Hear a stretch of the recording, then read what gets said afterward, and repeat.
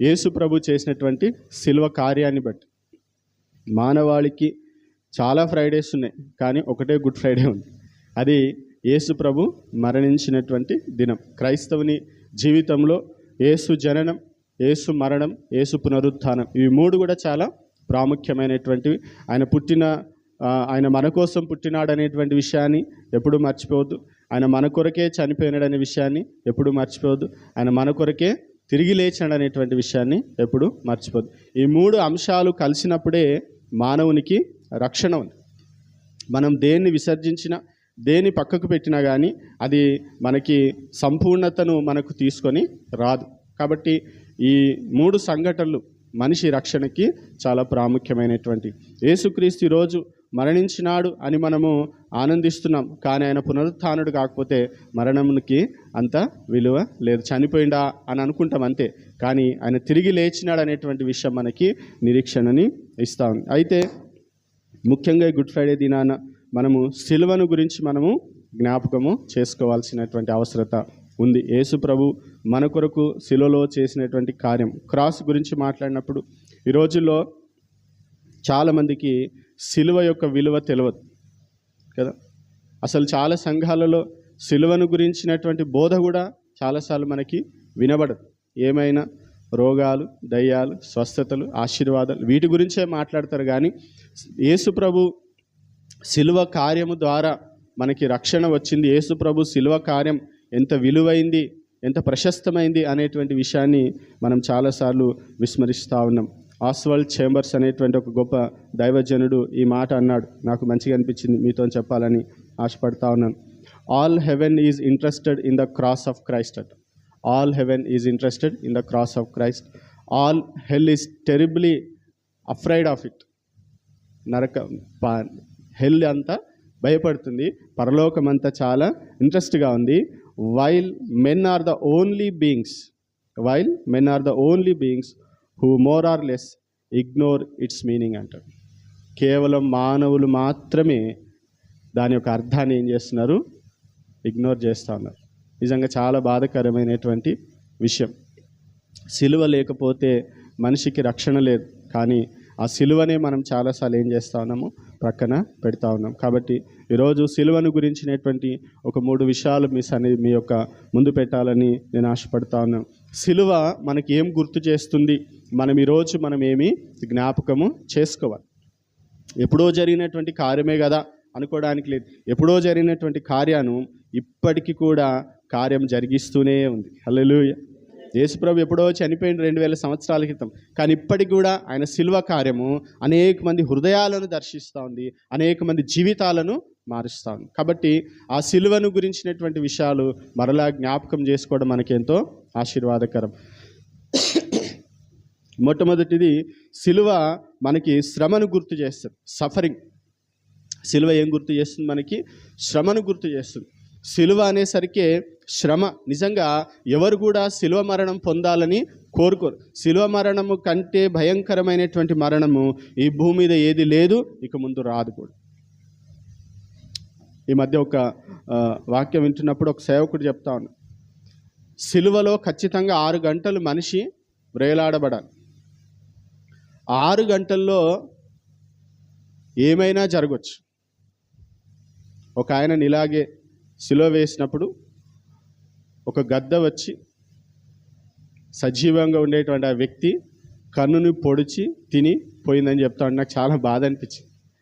ఎంత భయంకరమైనటువంటి స్థితి కదా, ఎంత భయంకరమైనటువంటి స్థితి. యేసుక్రీస్తు లేఖనాల ప్రకారం, యేసుక్రీస్తు తండ్రి చిత్త ప్రకారం, తండ్రి ఏదైతే సంకల్పము కలిగి ఉన్నాడు, ఆ సంకల్పాన్ని నెరవేర్చడానికి ఈ లోకానికి వచ్చి తన్ను తాను అప్పగించుకున్నాడు. ఆయన ఆ సిలువ మరణము మామూలు మరణం కాదు. ఆ సిలువలో ఎంతో శ్రమ ఉంది. సాధారణంగా మనం ఏదైనా తప్పు చేసినా శిక్ష అనుభవించడానికి మనం ఇష్టపడం, తప్పించుకునే ప్రయత్నం చేస్తాం. కానీ ఏ తప్పు చేయకపోయినా కానీ యేసుక్రీస్తు శిక్షను అనుభవించడానికి ముందుకి వచ్చిన, ఆయన తప్పించుకునే ప్రయత్నం చేయలేదు. వారందరూ కూడా ఆయన వెతుకుతా ఉంటే ఆయననే వస్తాడు కదా, ఇదిగో నేను ఇక్కడ ఉన్నానంటే వారందరూ కూడా ఆశ్చర్యపోతారు. రోమా సైనికులు యేసు ప్రభువుని వెతుకుతా ఉంటే ఆయననే వారి దగ్గరికి వెళ్తాడు, ఇదిగో నేను ఇక్కడే ఉన్నా. ఆయనను ఎంత భయంకరంగా హింసించినారు, ఎంత భయంకరంగా శ్రమ పెట్టినారనంటే భూమి మీద ఏ నరుడు, ఏ మానవుడు కూడా అటువంటి శ్రమను అనుభవించలేదు. వాస్తవంగా చెప్పాలంటే, వాస్తవాలు మాట్లాడుకోవాలంటే నిజంగా చాలా గుండె నిబ్బరం కావాలి మనకి. కానీ అంత లోతుగా మనం వెళితే నిజంగా మనము ఈ గుడ్ ఫ్రైడే ఇంకా ముందుకు పోదు. అంత భయంకరమైనటువంటి శ్రమ యేసుక్రీస్తు అనుభవించినారు. కొన్ని మాటలు మీరు యెషయా గ్రంథంలో మీరు చూసినట్లయితే ఆయన మంచి ఒక మాట, లేత మొక్కవలెను ఎండిన భూమిలో మొలిచిన మొక్కవలే ఉన్నాడట. ఆయన ఎలా ఉన్నాడు? లేత మొక్కవలే. లేత అనే పదం వాడినప్పుడు మీకు అర్థమైపోతుంది కదా ఏ పరిస్థితి అనేటువంటిది.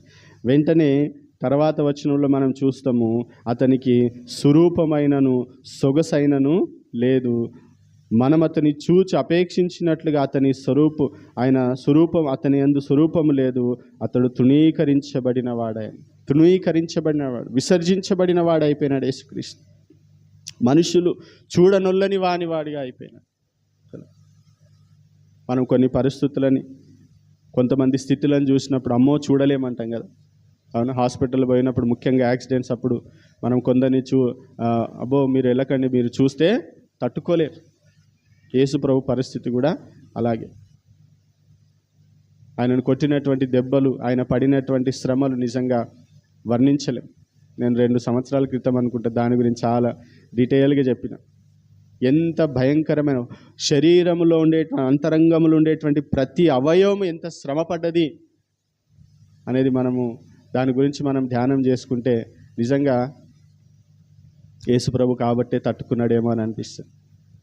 ఆయన చనిపోవడానికి సిద్ధపడి వచ్చినాడు కాబట్టే ఆ శ్రమనంతటిని అనుభవించగలిగినాడేమో అని అనిపిస్తుంది. మనుష్యుడు చూడనొల్లని వాణిగా అయిపోయినాడు, తృణీకరించబడిన వాడిగా అయినాడు. ఏం పాపం చేసింది? అట్లా అవ్వడానికి కారణం ఏంటిదంటే ఏ పాపము చేయలేదు.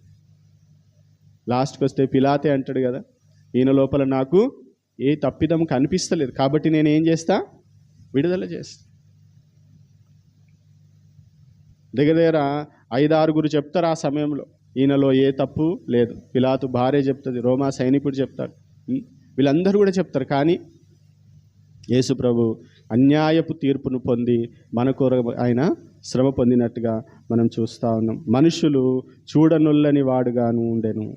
యేసు ప్రభు శరీరం పూర్తిగా దున్నబడ్డది.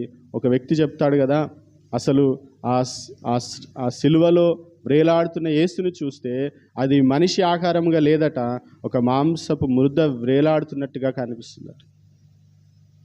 షేప్ అవుట్ అయిపోయింది.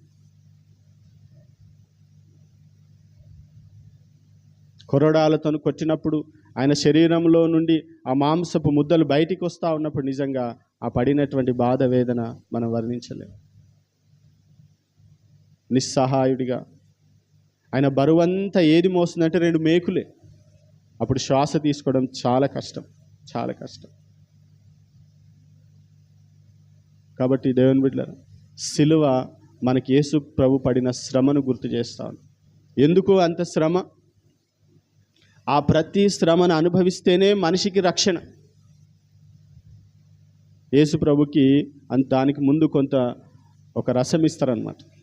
యేసు ప్రభు పుచ్చుకోడు దాన్ని. ఎందుకనంటే అది గనక తీసుకుంటే కొంత నొప్పి ఏర్పడదు.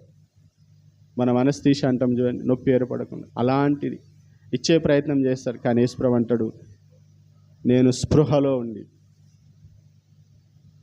అన్నీ నేను ఎక్స్పీరియన్స్ అవ్వాలి. ప్రతి నొప్పి తెలియాలి. ఏది ఎక్స్క్లూడ్ అయినా మనిషికి రక్షణ రాదు. పాపం ఎంత భయంకరమైంది అనేది అక్కడ మనకు అర్థమవుతుంది. కాబట్టి ఈరోజు మనము ఆ శ్రమ నుండి మనము తప్పించబడ్డాం. వాస్తవం చెప్పాలంటే ఆ శ్రమ ఎవరు పొందాలి? పాపము చేసిన పాపులమైన మనం పొందాలి. కానీ మనందరి స్థానంలో పరిశుద్ధుడైనటువంటి క్రీస్తు మన కొరకు శ్రమ పడ్డాడు. కాబట్టి సిలువ మనకి శ్రమని జ్ఞాపకం చేస్తూ ఉంది. రెండవది, సిలువ మనకి సాక్రిఫైస్ని జ్ఞాపకం చేస్తుంది, త్యాగాన్ని మనకి జ్ఞాపకం చేస్తాం.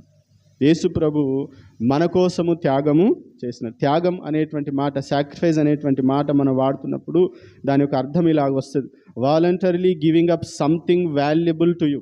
Voluntarily giving up something valuable to you in order to help someone else. ఇంకొకరు ఎవరికో సహాయం చేయడానికి నీకు ఇష్టమైనటువంటిది, నీకు విలువైనటువంటిది నువ్వేం చేసిన ఇష్టపూర్వకంగా వదిలిపెట్టడం. యేసు ప్రభు మన కోసము త్యాగం చేసినాడు.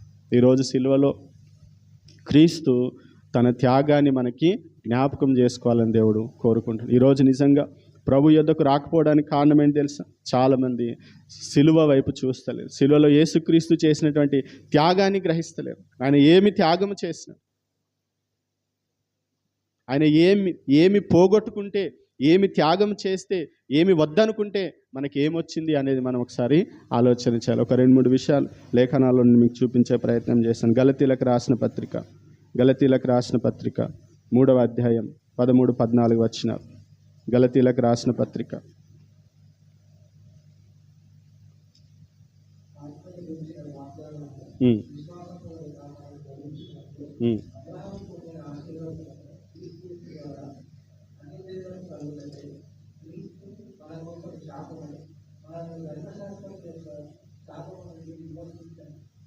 చూడండి, చదువు.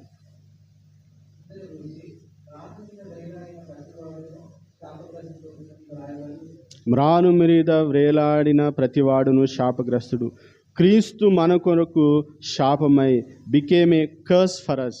ఆయన మన కొరకు ఏమైనాడు? ఆయన ఎందుకు శాపమైనాడు? అక్కడ మంచి మాట ఉంటుంది. క్రీస్తు యేసు ద్వారా మనకి ఏం రావడానికి? ఆశీర్వచనం. మనకు ఆశీర్వాదం రావడానికి యేసుక్రీస్తు ఏం చేసినాడు? ఆయన శాపముగా మారిపోయాడు, శాపగ్రస్తుడిగా మారిపోయినాడు. అసలు ఆశీర్వాదం ఎవరి దగ్గర ఉంటుంది? దేవుని దగ్గర ఉంటుంది కదా. ఆ దేవుడు ఇప్పుడు ఏమైపోయినాడు? శాపగ్రస్తుడిగా మారిపోయినాడు. ఆయన ఆ సిలువ కార్యాన్ని చేసినందుకే, ఆ త్యాగం చేసినందుకే ఈరోజు మనం అందరం కూడా దీవించబడిన వారములో ఒకరముగా మనము లెక్కించబడుతున్నాం. లేకపోతే మనం ఏంటిది అసలు? మనము శాపగ్రస్తులమైన మనల్ని దేవుడు ఏం చేసినాడు? ఆశీర్వాదానికి వారసులుగా దేవుడు చేసినాడు. ఆశీర్వాదాలని దేవుడు మనకి అనుగ్రహించినట్టుగా మనం చూస్తున్నాం. కొరింథీయులకు రాసినటువంటి 2వ పత్రిక, 5వ అధ్యాయం 21వ వచనం. 5వ అధ్యాయం 21వ వచనం.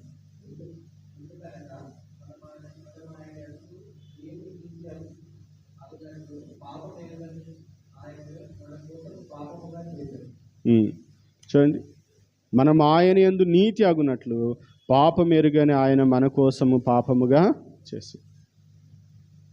పాపమెరుగని ఆయన ఏమైపోయినాడు? సిన్ననే ఉంటుంది.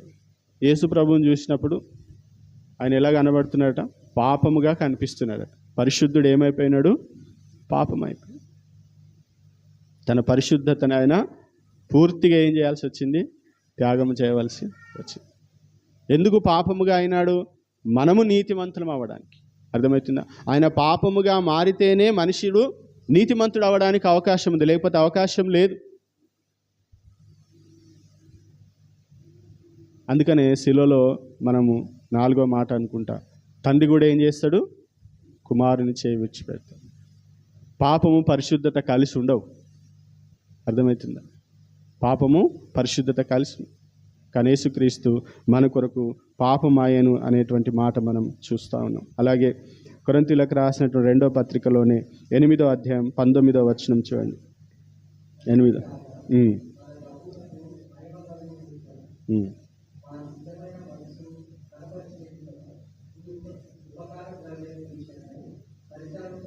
తొమ్మిదవ వచనం. 9వ వచనం. 8వ అధ్యాయం 9వ వచనం.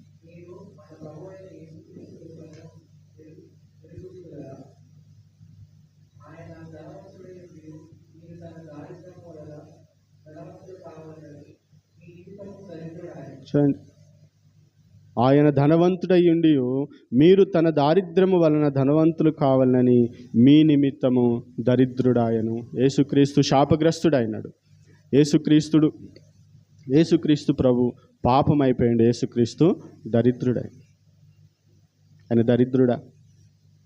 భూమి నాది, ఆకాశం నాది అంటాడు. తెలిసి ఏమిస్తారు నాకు మీరు అని అంటాడు. ఏముంది మీ దగ్గర ఇవ్వడానికి? ఏమీ లేదు, అన్నీ ఆయనవే. కానీ యేసుక్రీస్తు మనల్ని ధనవంతులుగా చేయడానికి ఆయన దరిద్రుడైన దేవుని బిడ్డ. ఈరోజు మనం ఏదైనా దీవెన అనుభవిస్తున్నామనంటే ఆయన శిలువలో చేసినటువంటి త్యాగాన్ని బట్టి అనే విషయాన్ని మనము మర్చిపోదు. ఫిలిప్పీలకు రాసిన పత్రిక 2వ అధ్యాయం 6-7 వచనాలు. ఫిలిప్పీలకు రాసిన పత్రిక 2వ అధ్యాయం 6-7 వచనాలు.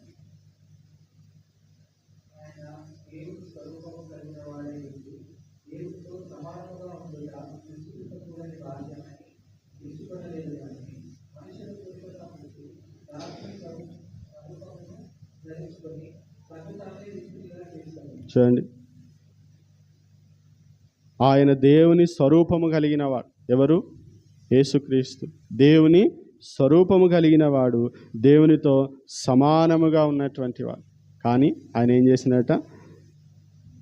తన భాగ్యాన్ని విడిచిపెట్టినాడు, తన ప్రివిలేజ్ని విడిచిపెట్టి, తనకుండేటువంటి ఉన్నతమైన స్థితిని ఆయన వదిలిపెట్టేసి ఆయన మనుష్యుల పోలికగా పుట్టి దాసుని స్వరూపము ధరించి తన్ను తానే రిక్తునిగా చేసుకున్నాడు. He emptied himself. ఆయన తన్ను తాను ఏం చేసుకున్నాడు? ఖాళీ చేసుకున్నాడు. మనల్ని నింపడానికి ఆయన ఏం చేసినాడు? తన్ను తాను ఖాళీ చేసుకున్నాడు. కాబట్టి ఈరోజు దేవుని సన్నిధిలో కూర్చున్నటువంటి మనం ఆయన త్యాగాన్ని మనం జ్ఞాపకం చేసుకోవాలి. దేవుని బిడ్డలారా, ఈరోజు మనం ఏ దీవెన అనుభవిస్తున్నామన్నా కానీ అక్కడ యేసుక్రీస్తు చేసినటువంటి త్యాగం యొక్క ప్రతిఫలమే ఇది అనేది మనం మర్చిపోవాలి. మనం ఏదైనా ఎవరైనా త్యాగం చేసి ఇచ్చినప్పుడు దాన్ని చాలా విలువైందిగా ఎంచాలి.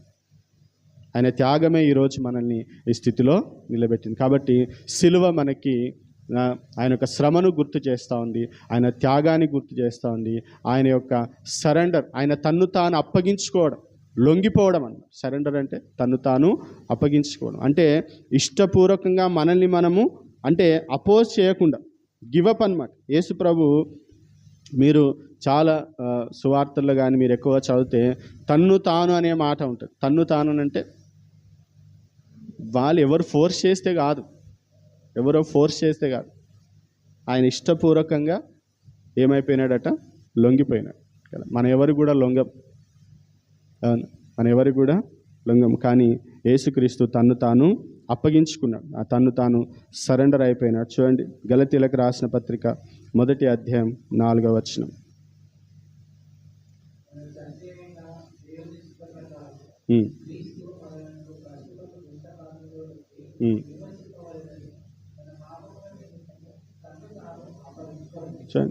చిత్త ప్రకారము, తన దేవుని చిత్త ప్రకారము క్రీస్తు మనలను ప్రస్తుత దుష్టకాలం విమోచింపు, మన పాపముల నిమిత్తము తన్ను తాను అప్పగించుకున్నాడు. మన పాపముల నిమిత్తం ఎందుకు తన్ను తాను అప్పగించుకున్నాడట? ఎందుకు సరెండర్ అయిందట? మన పాపముల నిమిత్తం, మన పాపముల యొక్క శిక్ష అనుభవించడానికి ఆయన తన్ను తాను అప్పగించుకున్నాడు. ఈ దుష్టకాలం నుండి మనల్ని తప్పించడానికి. అప్పుడు రక్షించినాడు, అప్పుడు తప్పించినాడు, ఇప్పుడు తప్పిస్తూనే ఉన్నాడు. ఎఫెసీలకు రాసిన పత్రిక 5వ అధ్యాయం 2వ వచనం. సమయం లేదు కాబట్టి మీరు రిఫరెన్స్ చూడండి, సరిపోతే మీరు తర్వాత ధ్యానం చేసుకోండి. 5వ అధ్యాయం 2వ వచనం.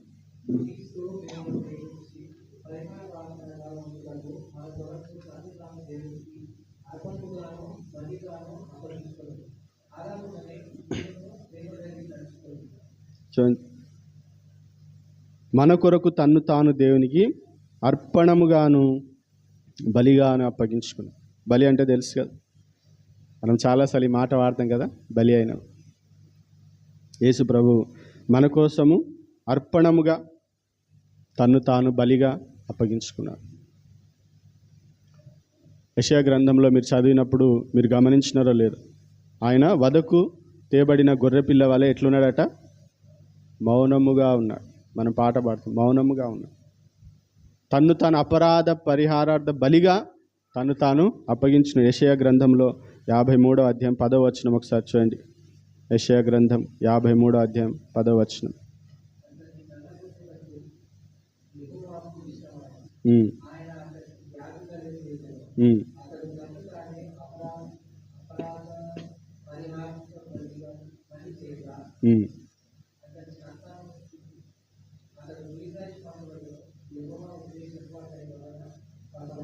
చాలు, అతడు తన్ను తానే అపరాధ పరిహారార్థ బలిగా ఏం చేస్తున్నాడట? అపరాధం చేసినప్పుడు బలి అర్పించాలి, కానీ తానే ఏమైపోయినాడు? బలిగా వెళ్ళినట్టుగా మనం చూస్తాం. కాబట్టి యేసుక్రీస్తు తను తాను అప్పగించుకున్న విధానం చాలా అద్భుతం. ఫిలిప్పీ 2వ అధ్యాయం 8వ వచనంలో మీరు చూస్తే, శిలువ మరణం పొందునంతగా విధేయత చూపిన వాడై తన్ను తాను తగ్గించుకొనేను అనే మాట ఉంటుంది. శిలువ మరణం పొందునంతగా. శిలువ మరణం పొందాలంటే చాలా తగ్గింపు ఉండాలి, దేనైనా భరించేటువంటి సహనం ఉండాలి. అది దానికి కూడా యేసుక్రీస్తు సరెండర్ అయిపోయినాడు. కాబట్టి ఈరోజు దేవుని సన్నిధిలో కూర్చున్నటువంటి మనం, ఆయన చేసినటువంటి ఆయన తన యొక్క సమర్పణ, దేవుడు తన్ను తాను అప్పగించుకున్నటువంటి విధానాన్ని మనము విస్మరించడానికి లేదు. పేతురు రాసినటువంటి మొదటి పత్రిక 2వ అధ్యాయం 23వ వచనం. పేతురు రాసిన మొదటి పత్రిక 2వ అధ్యాయం 23వ వచనం.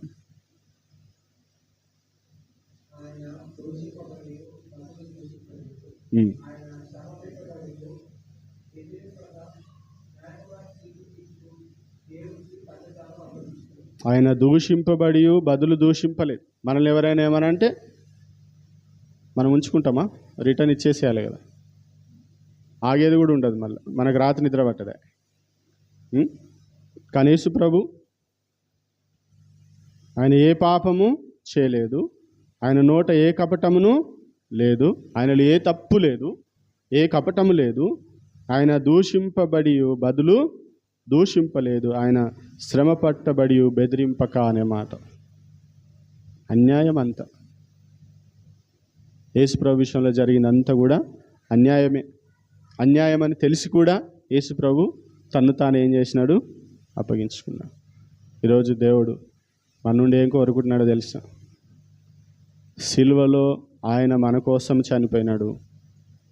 ఈరోజు సిలువని జ్ఞాపకం చేసుకుంటున్న మనము ఆయన కొరకు జీవించాలని దేవుడు ఇష్టపడతా ఉన్నాడు. దేవుని బిడ్డలారా, ఆయన శ్రమ, ఆయన త్యాగం, ఆయన సమర్పణ ఎంతో అద్భుతం.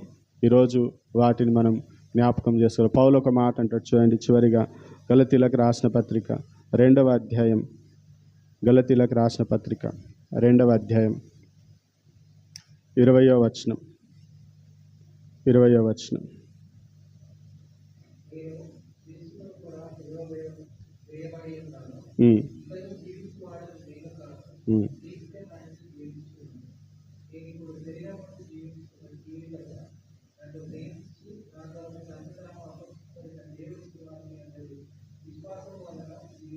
చూడండి, నేను క్రీస్తుతో కూడా సిలువ వేయబడి ఉన్నాను. ఈరోజు మనం కూడా ఏం చేయాలి? సిలువ వేయబడాలి. మనం కూడా క్రీస్తుతో పాటు చనిపోవాలి. మన సొంత జీవితం, సొంత ఆలోచనలు, సొంత అభిప్రాయాలు, సొంత ప్లాన్స్, సొంత అజెండాస్ అన్నీ కూడా ఏమి వేయాలి? సిలువ వేయబడాలి. పౌలుకి అప్పటికి వేరే వేరే ప్లాన్స్ ఉండే, కానీ ఎప్పుడైతే యేసుక్రీస్తు చేత పట్టబడ్డాడో ఆయన ఏమంటున్నాడు? ఇక నేను సిలువ వేయబడి ఉన్నా, ఇక నువ్వు జీవించేవాడు నేను కాదు, క్రీస్తే నా యందు జీవించుచున్నాడు. కాబట్టి ఈరోజు ఈ గుడ్ ఫ్రైడే దినాన ప్రత్యేకంగా నేను మీకు జ్ఞాపకం చేస్తున్నటువంటి విషయం ఒకటే, క్రీస్తు మన కొరకు చనిపోయినాడు, మనం క్రీస్తు కొరకు జీవించాలి. ఆయన శ్రమని ఎప్పుడూ నిర్లక్ష్యం చేయకండి, చులకన చేయకండి దయచేసి. ఆయన పడిన శ్రమ మామూలు శ్రమ కాదు. పరలోకంలో అందరూ బాగుంటారట, మంచిగా ఉంటారట, కానీ యేసుక్రీస్తు చేతుల్లో మాత్రమే గాయపు మరకలు ఉంటాయట. తెలిసి ఆయన పునరుత్థానుడైన తర్వాత కూడా ఆ యొక్క మరకలు, మనకు చిన్న మరక అయితేనే మనం తట్టుకోం కదా. పార్లర్ పోయి ఆ సర్జరీలు చేసుకొని నానా హంగామా చేస్తాం. యేసు ప్రభు ఒక్కరే అటువంటి స్థితిలో ఉండబోతున్నారు. కారణం ఏంటంటే ఆయన మనల్ని ఎంతగా ప్రేమిస్తున్నాడు అనేది మనము ఈరోజు గుర్తు చేసుకోవాలి. దేనికైనా సరే, ఏమైనా సరే యేసు ప్రభు త్యాగం చేయడానికి ఆయన వెనకాడలేదు. ఈరోజు దేవుని సన్నిధిలో కూర్చున్న మనం ఎలాంటి జీవితాన్ని మనం జీవిస్తున్నాం? క్రీస్తు కొరకు మనం ఏమైనా త్యాగం చేసే స్థితిలో మనము ఉంటున్నామా? క్రీస్తు కొరకు దేనైనా వదులుకునేటువంటి స్థితిలో మనం ఉంటున్నామా? మనం ఆలోచన చేయాలి. క్రీస్తులాగా మనల్ని మనం అప్పగించుకోవడానికి మనము సిద్ధంగా ఉన్నామా? తన్ను తాను అప్పగించుకున్నాడు యేసుక్రీస్తు అనేక సందర్భాలు, అనేక పరిస్థితులలో. ఆయనకి ఎలాంటి ఒత్తిడిలే. అందుకనే యేసు ప్రభువుని వెంబడించాలంటే ఏమంటాడు? తమ సిలువనెత్తుకొని వెంబడించాలి. యేసు ప్రభువుని వెంబడించాలంటే చావడానికి ఇష్టపడి వెంబడించాలి. యేసు ప్రభు మార్గంలో సుఖాలు సంతోషాలు ఉండవు. యేసు ప్రభు మార్గంలో సిలువయే ఉంటుంది. అయినా మీరు ఏం చేయాలి? క్రీస్తు కొరకు జీవించడానికి ఇష్టపడాలి. చివరిగా ఒక మాట చెప్పి నేను ముగించేస్తాను. ఒక గొప్ప దైవజనుడి మాట అంటాడు, we need men of the cross అంట. We need men of the cross with the message of the cross bearing the marks of the cross అంట. ఈరోజు ఎవరు కావాలి అని అంటే సిలువను ఎత్తుకొని నడిచేటువంటి వారు కావాలి. సిలువ వర్తమానము కలిగినటువంటి వారు కావాలి. సిలువ గుర్తులు, సిలువ శ్రమలు తన శరీరంలో భరించడానికి ఇష్టపడేటువంటి వారు కావాలి. ఈరోజు దేవుడు మన మధ్యలో మనల్ని ప్రశ్నిస్తున్నటువంటి మాట ఇదే. యేసు ప్రభు మన కోసం చనిపోయినాడు, మనం ఆయన కోసము బ్రతకడానికి ఇష్టపడుతున్నామా? మనం ఆలోచన చేసుకుందాం. ప్రభు సన్నిధిలో మనం ఒక తీర్మానం తీసుకుందాం. ఇప్పటి వరకు మీ కొరకు మీరు జీవించలేమో, కానీ ఇక నుండి అయినా ప్రభువా మీరిచ్చినటువంటి జీవితం ఇది, మీరు శ్రమ పొందితేనే నాకు ఈ జీవితము వచ్చు. అంతే కదా, మీరు వెలపెట్టి కొనబడిన వారు, మీరు మీ సొత్తు కాదు అని కొరింథీయులకు రాసిన పత్రికలో దేవుడు మనల్ని కొన్నాడు కదా. He paid the price. ఆయన వెల చెల్లించినాడు మన కోసం. ఎంత వెల? తన ప్రాణం.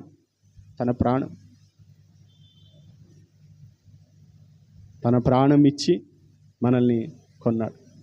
కాబట్టి ఆయన కొరకు జీవించడానికి మనం ఇష్టపడదాం. అందరం కూడా ఒక నిమిషం కళ్ళు మూసుకొని ప్రభు వైపు చూస్తాం.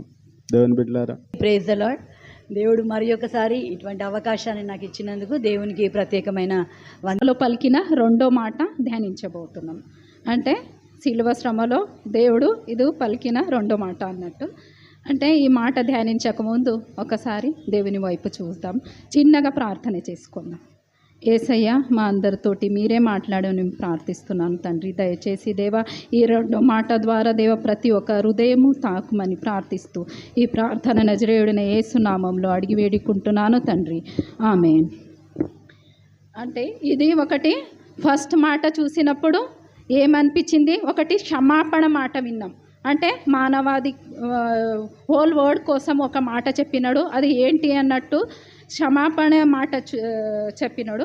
సెకండ్ మాట చూసినప్పుడు ఇది ఏముంది అంటే ఇది ఒక రక్షణ మాట. అంటే ఇద్దరు దొంగలు ఉన్నారు. ఇక్కడి దొంగలతోటి యేసుక్రీస్తు ఒక మాట చెప్తున్నాడు. ఆ మాట ఏంటి అన్నట్టు అంటే లూకాసు వార్త ఇప్పుడే చదివినాం, 23 చాప్టర్ 43 to 44. లూకాసు వార్త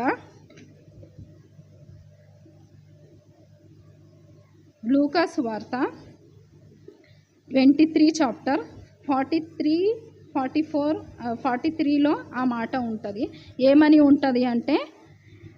ఏమని ఆ మాట ఉంటుంది అంటే ఆయనను చూసి, యేసు, నీవు నీ రాజ్యములోనికి వచ్చినప్పుడు నన్ను జ్ఞాపకము చేసుకొనును. అందుకు ఆయన వానితో, నేడు నువ్వు నాతో కూడా పరదేశులో ఉందుమని నిశ్చయముగా నీతో చెప్పుచున్నాను. అంటే ఇక్కడి ఇద్దరు దొంగలు కనిపిస్తున్నారు కదా. చాలా పెద్ద కన్వర్జేషన్ జరుగుతుంది. అంటే సిల్వ శ్రమలో చూసినప్పుడు ఎక్కడ కూడా ఇంత పెద్ద మాట లేదు, ఇంత పెద్ద కన్వర్జేషన్ లేదు. సిలువ యాత్ర జరుగుతూనే ఉంది. యేసుక్రీస్తు ఎక్కడున్నాడు? ఒక దొంగ ఇక్కడి, ఒక దొంగ ఇక్కడి ఉన్నప్పుడు యేసుక్రీస్తు ఎక్కడున్నాడు? మధ్యలో ఉన్నాడు.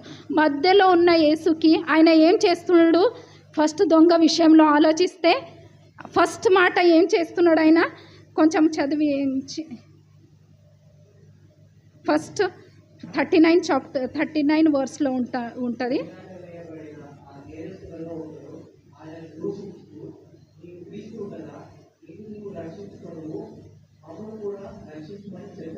ఇక్కడ ఏం చేస్తున్నాడంటే ఆయనకి ఫస్ట్ ఏం చేస్తున్నాడు? దూషిస్తున్నాడు. ఎందుకు ఆయన దూషిస్తున్నాడని ఒకసారి ఆలోచించినరా? యేసుక్రీస్తు ఆయన లైఫ్లో ఎప్పుడైనా ఎంట్రీ ఇచ్చినాడా దూషించడానికి? ఎక్కడైనా ఎంట్రీ లేదు. అంటే కూడా యేసుక్రీస్తు దొరికినప్పుడు ఆయన ఏం చేస్తున్నాడు? దూషిస్తూ ఉన్నాడు. ఎందుకంటే ఆయనతో సిలువలో ఉన్నాడు కదా. అని దూషిస్తున్నాడు.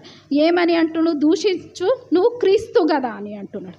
అంటే ఆయనకి ఎట్లా తెలిసింది ఈయన క్రీస్తు అని, ఈయన రక్షకుడు అని ఎట్లా తెలిసింది అంటే, ఆ సిలువ దారిలో వెళ్తూ ఉంటే చాలామంది జోక్గా మాట్లాడతారు. ఏమని మాట్లాడుతున్నారంటే, నువ్వు క్రీస్తు కదా, నిన్ను నువ్వు రక్షించుకో. ఇది చాలా తరచుగా వినబడతా ఉంటుంది. రిపీటెడ్ వాక్యం ఏంటి అంటే, నువ్వు క్రీస్తు కదా, నిన్ను నువ్వు ఫస్ట్ ఏం చేసుకో, నిన్ను నువ్వు సేవ్ చేసుకో, తర్వాత ఏం చేయి, నన్ను రక్షించు. అంటే ఇది ఒకలాగా ఆలోచిస్తే లోక విధానంగా అనిపిస్తలేదా? ఇహలోక పరంగానే ఆలోచిస్తున్నాడు. ఆ స్థితిలో ఉండి కూడా ఒకరికి దూషించుడు అంటే మామూలు విషయం కాదు. ఆయన లైఫ్లో యేసుక్రీస్తు ఎలాంటి అన్యాయం చేయలేదు, కానీ ఆయన దూషిస్తూ ఏమంటున్నాడు? నువ్వు క్రీస్తు, నిన్ను ఫస్ట్ నీ పరిస్థితి నువ్వు చూసుకో, తర్వాత నాకు చూడు అంటున్నాడు. మీరు ఎప్పుడైనా వాక్యం చెప్పడానికి వెళ్ళినప్పుడు ఈ మాట వినబడుతుంది అన్నట్టు. ఏంటి అంటే, యేసుక్రీస్తు మనకి ఈ పరిస్థితి నుంచి తీసుకొని వస్తే ఖచ్చితంగా మనం ఏం చేస్తాము? యేసుక్రీస్తుకు నమ్ముతాం. మాకు పిల్లలైతే ఖచ్చితంగా యేసు దగ్గరకు వస్తాం. ఖచ్చితంగా మనకి ఈ శాపం నుంచి ఈ రోగం నుంచి తీసివేస్తే ఖచ్చితంగా మేమేం చేస్తాము? యేసుక్రీస్తుకు నమ్ముతాం. కానీ ఎంతోమంది ఆ శాపం నుంచి కానీ ఆ రోగం నుంచి విడిపించినా కానీ యేసుక్రీస్తుకు నమ్మలే.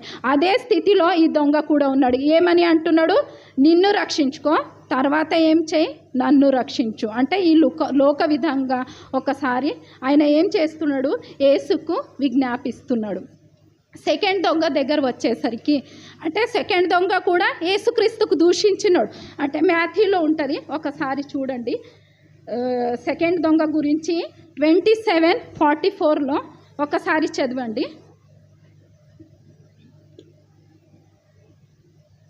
మాథ్యూ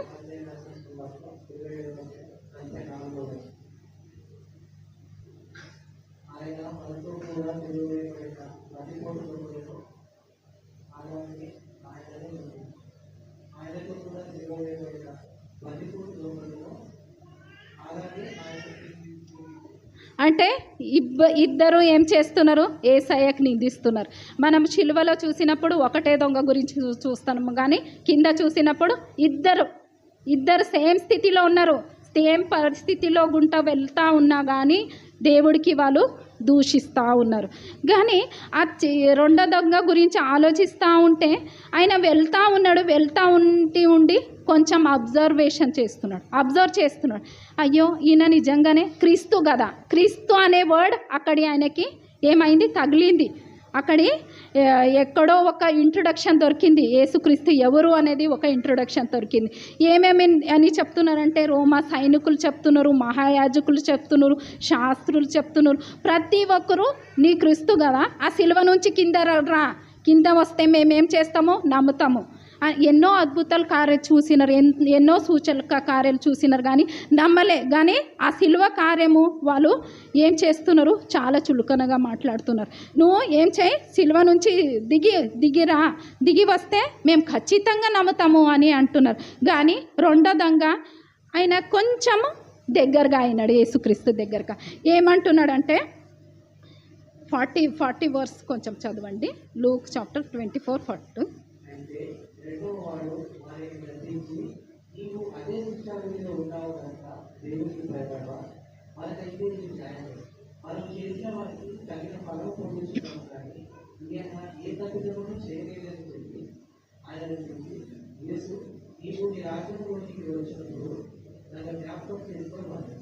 అంటే ఫస్ట్ దొంగ సిల్వ కింద చూసినప్పుడు సేమ్ మాట్లాడుతున్నాడు. ఆయన కూడా దూషిస్తున్నాడు, మనకు రక్షించు అంటున్నాడు. ఎప్పుడైతే ఆయన ఆ క్షమాపణ మాట విన్నాడో, ఎప్పుడైతే సిలువ ఎక్కినప్పుడు ఆయనకు చేతులకి, కాలుకి, తలకి అంత ముళ్ళు కొడతా ఉన్నారో, కొట్టినా గాడి ఆయన ఏమంటున్నాడు? ఒక క్షమాపణ ప్రార్థన చేసినప్పుడు ఆయనకి చిన్నగా కదలిక వస్తుంది. ఎవరికి? రెండో దొంగ కదలిక వచ్చి ఇద్దరి మధ్యలో ఒక కన్వర్జేషన్ నడుస్తుంది. ఏమని?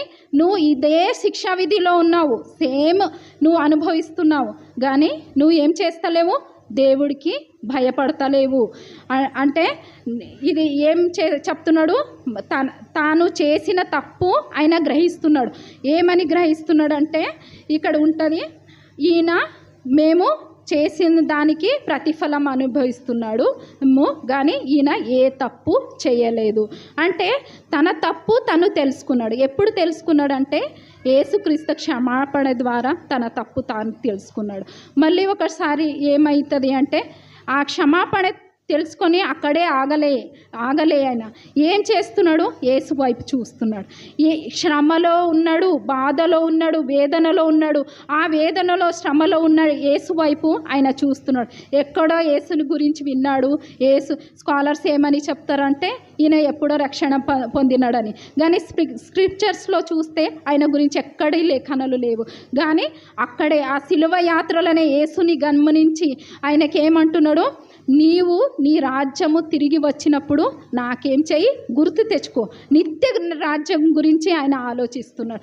అంటే ఈ లోకం గురించే మనం ఈ లోకంలో ఉన్న సుఖాలు సౌఖ్యాల గురించి ఆలోచిస్తాం. కానీ దొంగ అదే స్థితిలో దీని నుంచి విడిపించు అంటలేడు. కానీ నాకు ఏం చెయ్యి, నువ్వు స్వర్గం ఈ దేవా, నీతో నాకు కూడా ఉండడానికి ఛాన్స్ ఎప్పుడు అంటే ఆ వేదనలో ఆ బాధలో ఆ శ్రమలో ఎట్లా అనిపించింది ఆయనకి అంటే ఆ ప్రార్థన ఎలా చేయాలనిపించింది అంటే ఆ క్షమాపణ ఎప్పుడు పొందుకున్నాక అక్కడే ఆగలే ఆయన. అక్కడే ఆగితే ఆయనకు రక్షణ దొరకకపోతుండే. చిన్నగా ఏం చేస్తున్నాడు, యేసు వైపు చూస్తున్నాడు. యేసు వైపు చూసినప్పుడు ఆయనకి ఏం కనిపిస్తున్నాడు, యేసు మాంసముద్దలాగా మారిపోయినాడని వాక్యం చెప్తుంది. సొగసైనను స్వరూపమైనను లేని ఆయన దగ్గర చూస్తే ఆయనకి ఏమనిపిస్తుందంటే ఒక మహిమ గల దేవుడికి చూస్తున్నాడు. నిజంగా దేవుడు ఈతలాగా క్షమించేవాడు ఒకడు లేడు, ఈతలాగా ప్రేమించేవాడు ఇంకా వేరే లేడు అని ఆయనకు చూచి ఏం చేస్తున్నాడు, నువ్వు ఖచ్చితంగా ఇంకొకసారి వస్తావు, నువ్వు రాజ్యం తిరిగి తీసుకొని వస్తావు. అప్పుడు ఏం చెయ్యి, నాకేం చెయ్యి, గుర్తు చేసుకో. ఒక స్కాలర్ చెప్తాడు, dying sinner praying to dying saviour అంటే ఆల్రెడీ ఈయన చనిపోయిన వ్యక్తి ఇంకో చనిపోయే సేవియర్ దగ్గర ఏం చేస్తున్నాడు, విజ్ఞాపన చేసిన వెంటనే ఇప్పుడు దొంగ ఏం చేస్తున్నాడు, యేసయ్యకు చూస్తున్నాడు. ఇప్పుడు అలాంటి పరిస్థితుల్లో తన వేదనలో బాధలో కూడా యేసయ్య ఏం చేస్తున్నాడు, తిరిగి ఆ దొంగకు చూసి ఏమని ఒక అష్యూరెన్స్ ఇస్తున్నాడు, నువ్వు ఏం అవుతావు, ఇప్పుడే నాతో కూడా నువ్వు ఎక్కడుంటావంటున్నాడు, పరదైస్. అంటే మనం ఎప్పుడు వాక్యంలో చూస్తాం కదా, ఊహించని కంటే అత్యధిక చేసే శక్తి గల దేవుడు. అంటే నాకు గుర్తు చేసుకో అంటున్నాడు. కానీ దేవుడు ఆయన ఏమంటున్నాడు, నువ్వు నాతో కూడా ఉంటావు అని యేసు అక్కడ మాట్లాడుతున్నాడు. ఇక్కడ చిన్నగా ఆలోచించండి, ఇద్దరు సేమ్ పరిస్థితిలో వెళ్తున్నారు, ఇద్దరు సేమ్ టైమింగ్స్లో ఉన్నారు, ఇద్దరు సేమ్ వ్యక్తితో ఉన్నారు, సేమ్ సిచ్యువేషన్లో ఉన్నారు, సేమ్ క్రీస్తుకు వాళ్ళు తెలుసుకున్నారు. ఎందుకంటే వాక్యంలో ఎక్కడ చూడండి నువ్వు క్రీస్తు కదా అని రిపీటెడ్లీ అది వినబడతా ఉంటుంది. అయినా క్రీస్తు కదా అని అంత దగ్గరికి యేసయ్య వచ్చినప్పుడు ఒక ఆయన ఏమైంది, అంగీకరించలేకపోయినాడు. ఇంకొక ఆయన ఏం చేసినాడు, అంగీకరించి ఆయన ఏం చేసినాడు, నిత్య రాజ్యంలో ఉన్నాడు. నిత్య నరకానికి ఒక దొంగ వెళ్ళిపోయినామా అనుకుంటున్నాము. ఆల్రెడీ ఆయన మాటలు కానీ ఆయన ప్రవర్తన ప్రతి ఒక్కటి చూస్తే ఖచ్చితంగా ఈయన ఎక్కడ వెళ్తాడు, నరకానికే వెళ్తాడని చూస్తాం. కానీ మన గురించి మనం ఆలోచించుకుందాం. ఏంటంటే దేవుడు మనకి చాలా దగ్గరగా ఉన్నాడు, చాలా దగ్గరగా. ఇప్పుడే చివరి అవకాశమేమో. మనము ఇంటి నుంచి బయటకు వెళ్తే ఏమైతేమో తెలియదు, ఎప్పుడు చనిపోతామో తెలియదు.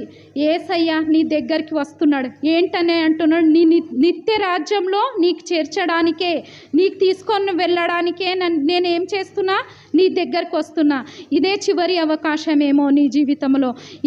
ఈ క్షణమే నువ్వు యేసయ్యకు తెలుసుకుంటే ఆయన నిత్య రాజ్యంకు తీసుకొని వెళ్ళడానికి సిద్ధంగా ఉన్నాడు.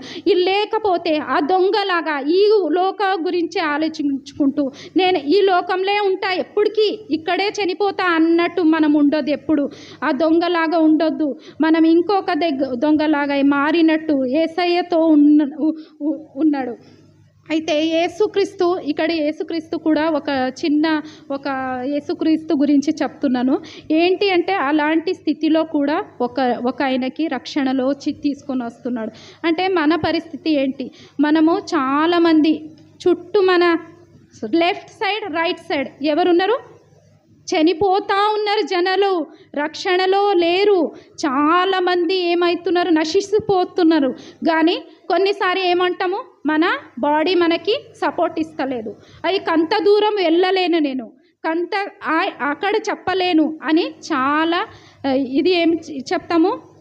ఏం చెప్తాము రీజన్స్ చెప్తాము. కానీ దేవుడు అక్కడ చూసినప్పుడు చాలా నలిగిపోయినాడు. కానీ ఒక పాపి వైపు చూస్తున్నాడు. మనం కూడా ఒకసారి ఆలోచిద్దాం.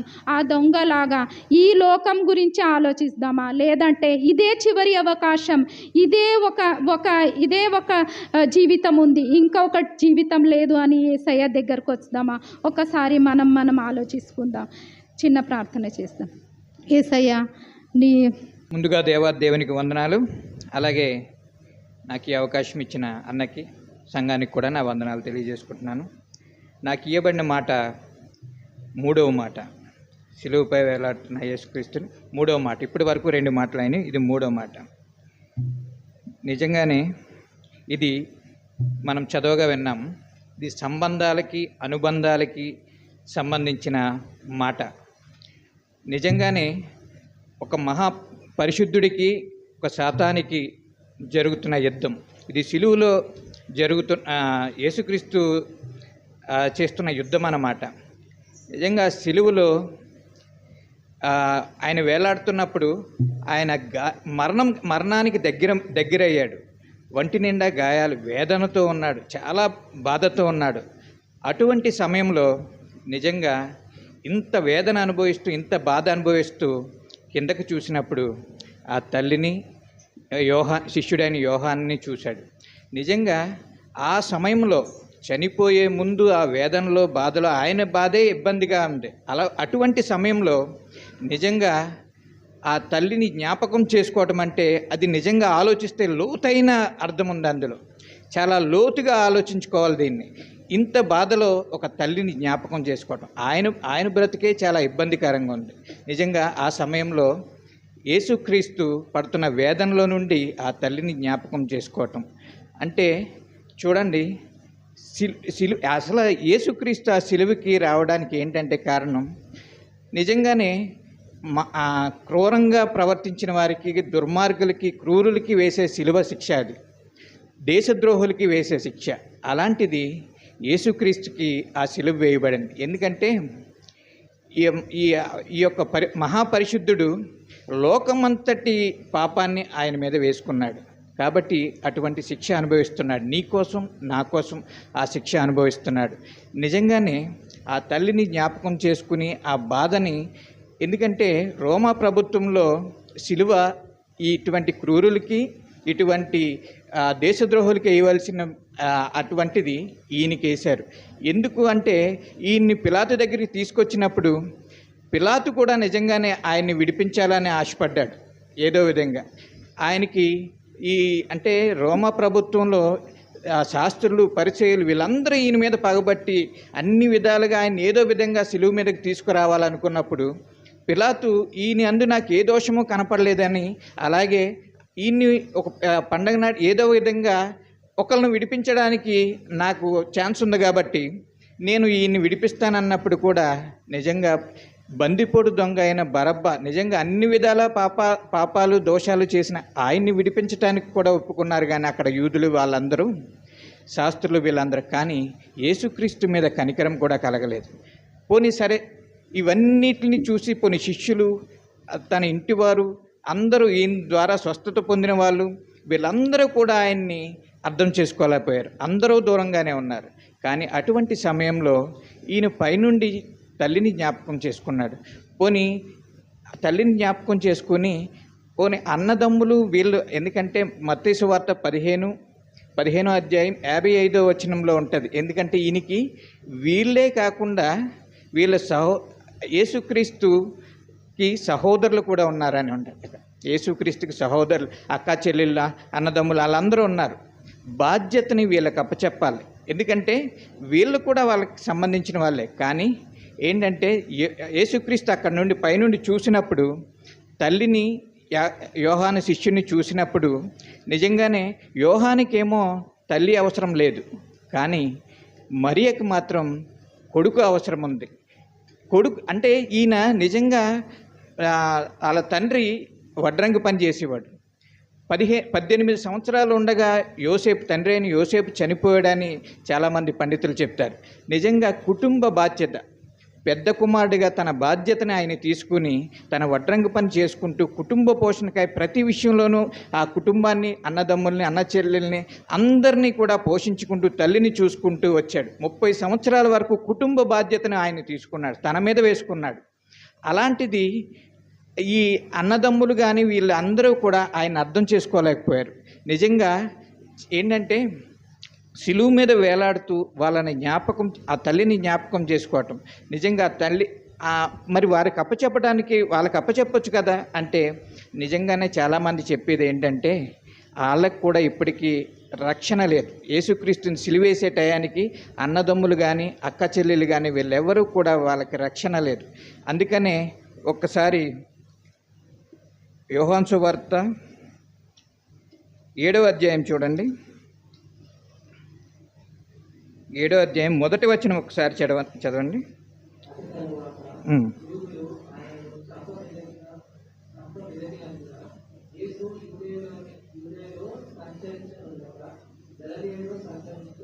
ఒక్క నిమిషం ఆగండి.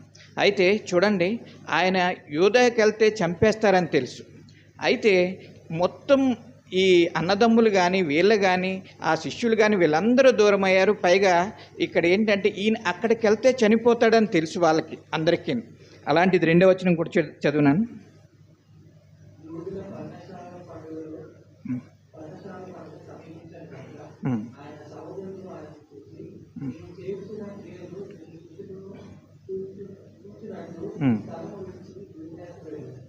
అంటే యూదయకి వెళ్తే చనిపోతాడని ఆయన తెలిసే ఆయన గలిలే అటు ఆ ప్రాంతాలు తిరుగుతున్నాడు.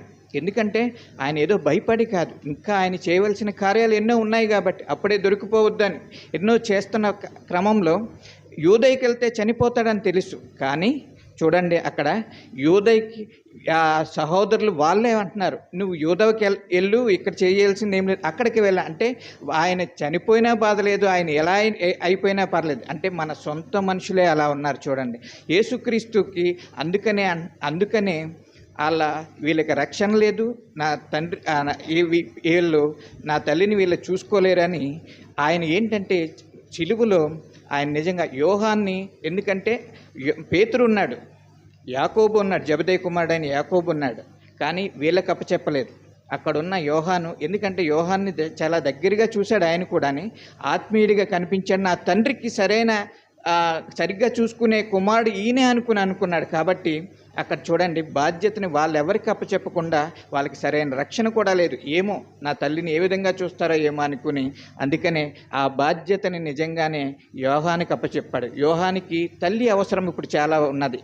ఎందుకంటే సుమయోని చెప్పిన విధంగానే ఆమె హృదయంలో నుండి ఖడ్గం ఇది భరించాలంటే చాలా కష్టం. ఎందుకంటే కొడుకు ఆ సిలువు మీద అంత నరకయాతన అనుభవించాడు. దారిలో కూడా చూస్తూనే ఉన్నారు, అంత నరకయాతన అనుభవించాడు. చూస్తూ ఏ తల్లి అయితే తట్టుకోగలదండి? ఎవరూ కూడా తట్టుకోలేరు. ఎందుకంటే ఆ బాధ అనుభవించే వాళ్ళకే తెలుస్తుంది. నిజంగానే ఆ తల్లి పడ్డ మనోవేదన అక్కడ అంటే సరిగ్గా అర్థం చేసుకుంటే ఇప్పుడున్న లోకంలో కూడా కొన్ని జరుగుతున్నాయి. కానీ నిజమైన తల్లి, నిజంగా ఏ తల్లి కూడా ఎవరిని తక్కువగా చూడదు, ఎవరిని ప్రేమించకుండా ఉండదు. కానీ ఇప్పుడున్న రోజుల్లో నిజంగానే తల్లి కూతురిని చంపేస్తున్నాయి. ఇలాంటి ఎన్నో వింటున్నాం మనం కలియుగంలో. అలా ఉన్నాం మన పరిస్థితుల్లో. తల్లిని చంపేస్తున్న, తల్లే కూతురిని చంపేస్తున్న, కూతురే తల్లిని అలాంటి విషయంలో చూడండి, అక్కడ సిలువలో ఆయనకి తల్లి యొక్క బాధ్యత, తల్లి మీద ఉన్న శ్రద్ధ, తల్లి మీద ఉన్న ఆసక్తి, తల్లి మీద ఉన్న ప్రేమ, ఇవన్నీ ఏంటంటే ఆయన బాధ్యతను కళ్ళు తెరిపి నిజంగానే నా తల్లికి ఒక తోడు కావాలి ఇప్పుడు అని యోహాన్ని అందజేసింది. ఒక మాట చెప్తాను తల్లి విషయంలో. ఒక తల్లి తన చిన్న బిడ్డప్పటి నుండి చాలా చిన్న బిడ్డగా ఉన్నప్పుడు తండ్రి లేడు ఆ పిల్లకి. ఒక తల్లి ఉండగా చిన్నప్పుడే ఆ పిల్లకి ఇంట్లో ఏదో ఒక అగ్ని ప్రమాదం జరిగింది, నా ఇల్లు కాలిపోయింది. ఆ తల్లి అలాగే ఇద్దరిని, ఆ పిల్లని కాపాడుకుంటూ ఇద్దరు కలిసి జీవితం సాగిస్తున్నారు. ఈ పిల్ల చదువుకుంటూ పెద్దదైంది. కానీ కొన్ని రోజులు అయిన తర్వాత హాస్టల్లో ఉంటుంది. హాస్టల్లో ఉన్న తర్వాత ఈ తల్లి ఎప్పుడన్నా చూడడానికి వెళ్తూ ఉంటే కూడా ఆమె కూతురు అనేది, నువ్వు ఎందుకు వచ్చావు, అక్కడ ఎవరికన్నా ఏమైనా తీసుకుని వెళ్తే తినడానికి అవి అక్కడ ఇచ్చేసి వెళ్ళిపోవచ్చు కదా, ఇక్కడ దాకా ఎందుకు వచ్చావు, నేను రావద్దన్నాను కదా, ఇలాగ ప్రతిసారి ఏదో విధంగా అవమానిస్తూ ఉంటుందని. అయితే ఒకసారి ఫ్రెండ్స్ అంతా చూశారు ఈ తల్లిని. చూస్తే ఆ ఫ్రెండ్స్ అన్నారంట, ఆమె ఎవరు అని అంటే, మా ఇంట్లో పనిచేసి ఆమె అని చెప్పిందంట. తల్లిని ఆ విధంగా చెప్పిందంట, మా ఇంట్లో పని చేసామని చెప్పిందంట.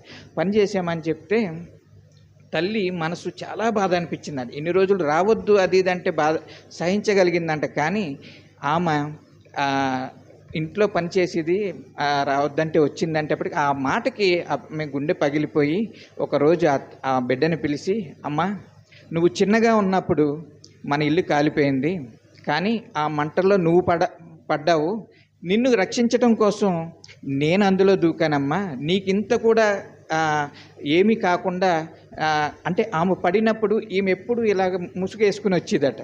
ముసుగేసుకుని వస్తే ఇదంతా కాలిపోయిందంట చిన్నప్పుడే.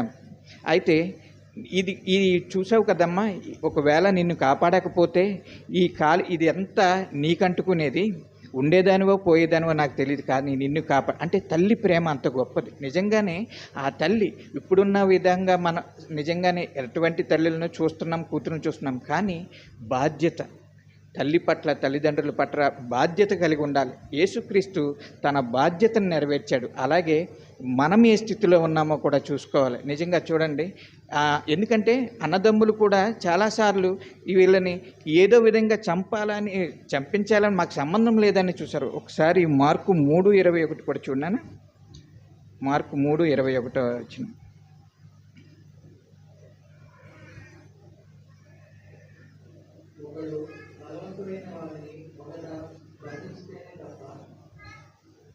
కాదు నాన్న, 3:21, మార్కు 3:21.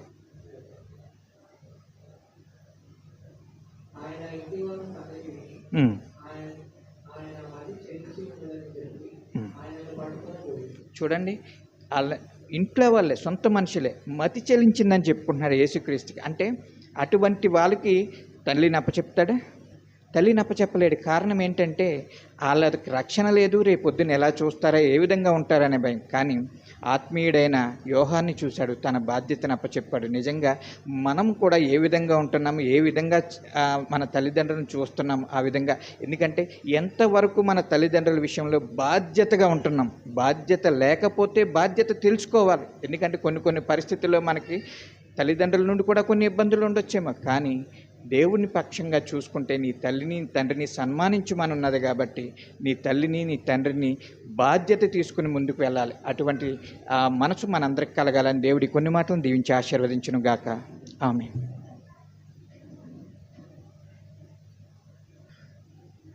ఇప్పటివరకు చూసినటువంటి 3 మాటలు మీరు ఆలోచించినట్లయితే, మొట్టమొదటి మాటలో క్షమాపణను గురించి దేవుడు తెలియజేస్తాను. కాబట్టి మనం క్షమించే వారముగా ఉండాలి. చాలాసార్లు క్షమాపణ పొందుకుంటాం కానీ ఇతరులను క్షమించం కదా. యేసు ప్రభు శిలువలో ఉండి ఏం పలుకుతున్నాడంటే, అంత ఘోరాతి ఘోరమైనటువంటి అవమానము, నింద, శ్రమను అనుభవిస్తూ దేవుడు వారిని క్షమించమని ప్రార్థిస్తున్నట్టుగా మనము గమనిస్తున్నాం. యేసు ప్రభు శిలువలో ఉండి కూడా క్షమాపణని మనకి తెలియజేస్తూ ఉంది. రెండవది, యేసుక్రీస్తు శ్రమలో ఉండి కూడా ఆత్మల రక్షణ గురించినటువంటి ఆలోచన కలిగి ఉన్నాడు కదా. నేడు నీవు నాతో కూడా పరదేశులో ఉందో.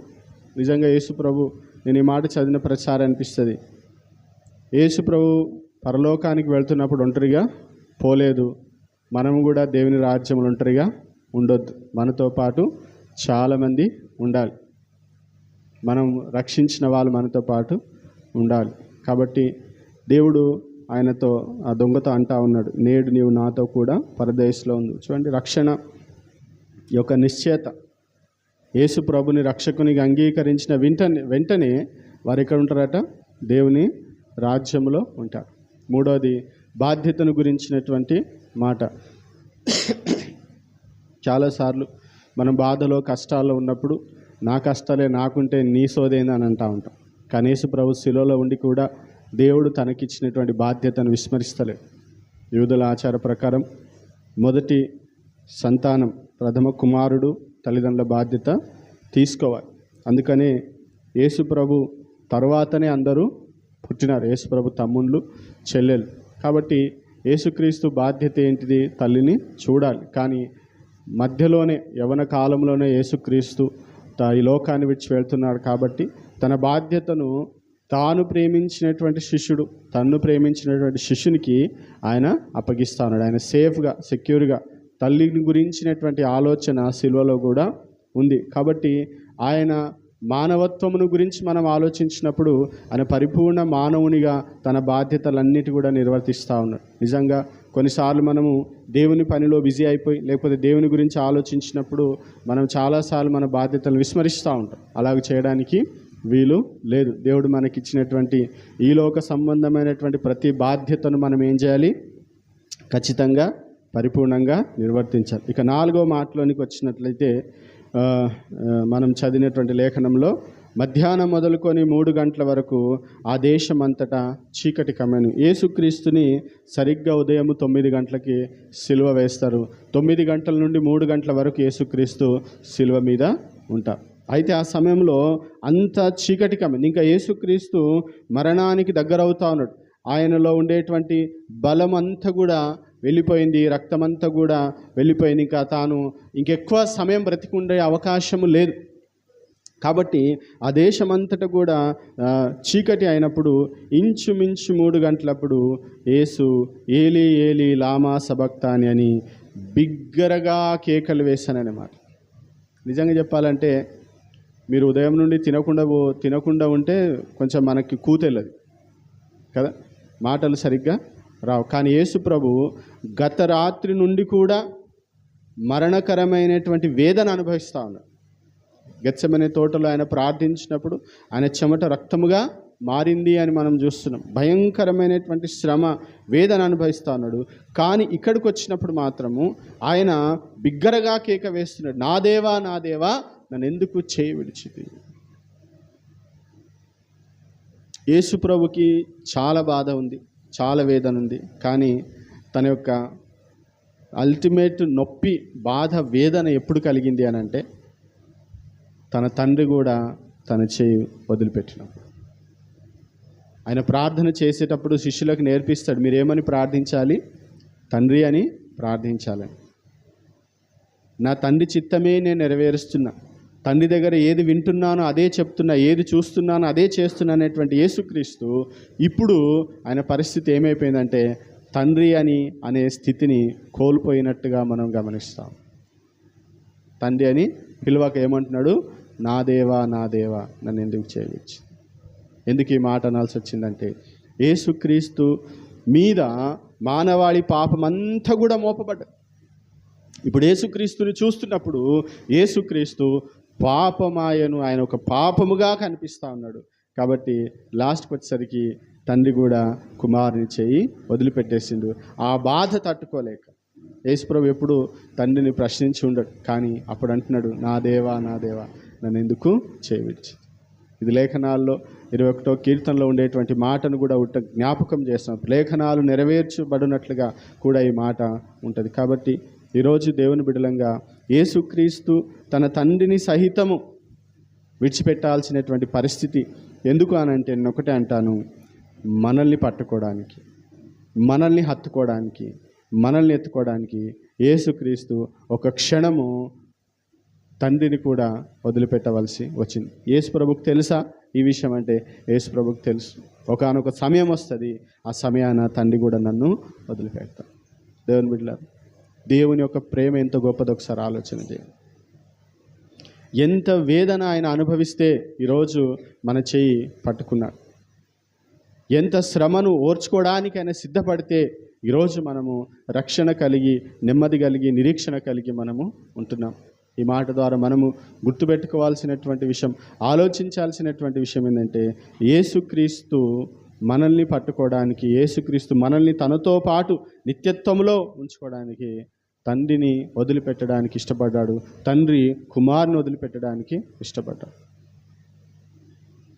కుమారుడు అంటే తండ్రికి చాలా ప్రేమ. అద్వితీయ కుమారుడు అనేటువంటి మాట ఉంటుంది కదా. కానీ ఒకానొక సమయం వచ్చినప్పుడు దేవుడు న్యాయవంతుడు, దేవుడు ప్రేమ కలిగినటువంటి వాడు. రెండు స్వభావాలు దేవునిలో ఉంటాయి. ఇప్పుడు నేను ప్రేమిస్తున్నా కాబట్టి నేను పాపముతో ఉంటా, పర్వాలేదు, యేసుక్రీస్తులో పూర్తి పాపం ఉన్నగా నేను అలాగే హత్తుకొని ఉంటాను తండ్రి అనలేదు. కాబట్టి పరలోకానికి వెళ్ళాలి అని అంటే మనకి ఒకటే మార్గం, అదేంటంటే యేసుక్రీస్తునందు విశ్వసించడం. యేసుక్రీస్తునందు విశ్వసించడం ద్వారానే మన పాపాలన్నీ కూడా క్షమించబడతాయి. మనం నీతిమంతులముగా అవుతాం, మనం పరిశుద్ధులముగా అవుతాం. అప్పుడే మనము పరలోకపు తండ్రితో ఉండడానికి ఆస్కారం ఉంటుంది.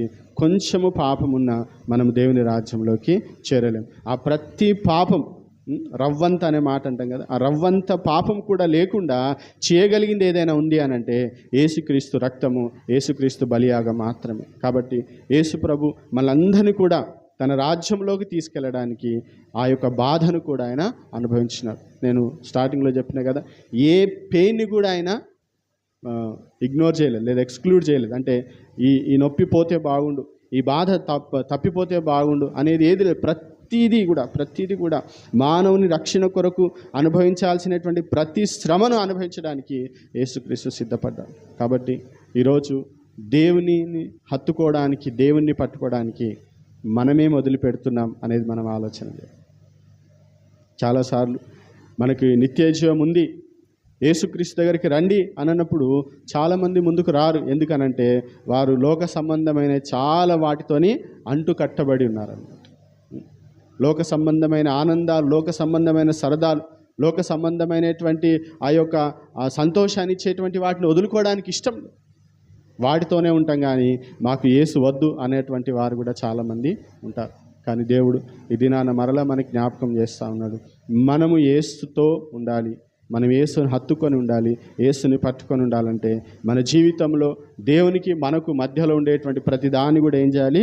వదిలిపెట్టేసి అప్పుడే మనం ప్రభువుతో ఉండడానికి అవకాశం ఉంటుంది. కాబట్టి ఈ మాట చెప్పిన తర్వాత ఆయన ఎక్కువ సమయము లేడు, ఇంకా ఎక్కువ కాలము లేడు. అక్కడ ఉండేటువంటి వారు, నాకు ఈ మాట చదువుతున్నప్పుడు నాకు బాధ అనిపించింది. అంటే అక్కడ నిలిచి ఉన్న వారిలో కొందరు ఆ మాట విని ఇతడు ఏలియాను పిలుచుచున్నాడు. నాకు అనిపిస్తుంది,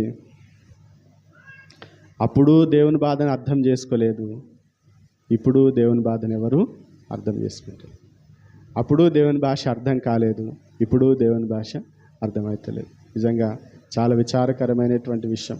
దేవుని బిడ్డలారా, క్రీస్తులో ఉండేటువంటి మనం, క్రీస్తుని ఎరిగినటువంటి మనం ఒకసారి మనం ఆలోచన చేయాలి. ఏదో గుడ్ ఫ్రైడే వచ్చింది కాబట్టి 7 మాటలు జ్ఞాపకం చేసుకుందాం అనేటువంటిది కాదు. ఈ 7 మాటల యొక్క ప్రాముఖ్యత ఏంటి తెలుసా? ఒక వ్యక్తి అంటాడు, ఇంకొక గంటలో నువ్వు చనిపోతావంటే నువ్వు ఏం చేస్తావు అన్నప్పుడు వారు ఏం చేస్తారు? చాలా ప్రాముఖ్యమైనటువంటివి కదా, వారి జీవితంలో అత్యంత ప్రధానమైనటువంటి విషయాల గురించి మాట్లాడతారు, ప్రధానమైనటువంటి పనులు చేస్తారు. యేసుక్రీస్తు శిలువలో పలుకుతున్నటువంటి ఈ 7 మాటల యొక్క ప్రాముఖ్యత ఏంటంటే, ఇవి అత్యంత ప్రాముఖ్యమైనటువంటివి, అద్భుతమైనటువంటి ఆలోచనలు, ఆయన బాధ, ఆయన వేదను వ్యక్తం చేసేటువంటి మాటలు దేవుడు మనకి తెలియజేస్తున్నాడు. కాబట్టి 4వ మాటను బట్టి మనం ప్రభు సన్నిధిలో ప్రార్థన చేసుకోవాలి. దేవుడు మన కొరకు అంత శ్రమ అనుభవించినప్పుడు మనం ఎందుకు యేసు కొరకు జీవించడానికి కొంచెం శ్రమ కూడా మనం పడడానికి మనం ఇష్టపడతలేం, ఏది వదులుకోవడానికి ఇష్టపడతలేం. మనకు లోకం కావాలి, దేవుడు కావాలి అంటున్నాం. కానీ దేవుని వాక్యం చాలా స్పష్టంగా చెప్తుంది, లోకాన్ని విడిస్తేనే దేవుడు, లోకము దేవుడు రెండు కలిసి ఉండలేవు. లోక స్నేహము దేవునితో వైరమని దేవుని వాక్యం సెలవిస్తాం. కాబట్టి లోకాన్ని, లోక ఆశలు మనం విడిచిపెట్టినప్పుడే మనం దేవుణ్ణి పట్టుకొని దేవుని కొరకు జీవించడానికి ఆస్కారం ఉంటుంది. కాబట్టి యేసుక్రీస్తు యొక్క బాధను అర్థం చేసుకొని, యేసుక్రీస్తు యొక్క శ్రమను, యేసుక్రీస్తు త్యాగాన్ని మనం అర్థం చేసుకొని క్రీస్తు మార్గంలో నడవడానికి మనం ఇష్టపడదాం. ఈ కొద్ది మాటల్ని దేవుడు దీవించగాక. ఆమేన్. హల్లెలూయా, హల్లెలూయా. ఈ సమయము ఇచ్చిన దేవాతి దేవునికి సమస్త మహిమ కలుగునుగాక. అదే రీతిగా ఈ అవకాశం ఇచ్చిన దైవజనులు రాజన్న గారికి నా హృదయపూర్వక వందనాలు. కూడి వచ్చిన మీ అందరికి కూడా యేసయ్య నామములో వందనాలు. హల్లెలూయా. మనం చదువున మాటలోంచి ఒక మాట మనం ధ్యానించుకొని ముందుకు వెళ్ళిపోదాం. యోహాను సువార్త మనం చదువున మాటలో నుంచి జ్ఞాపకం చేసుకుంటే, అట్టు తర్వాత లేఖనము నెరవేరినట్లు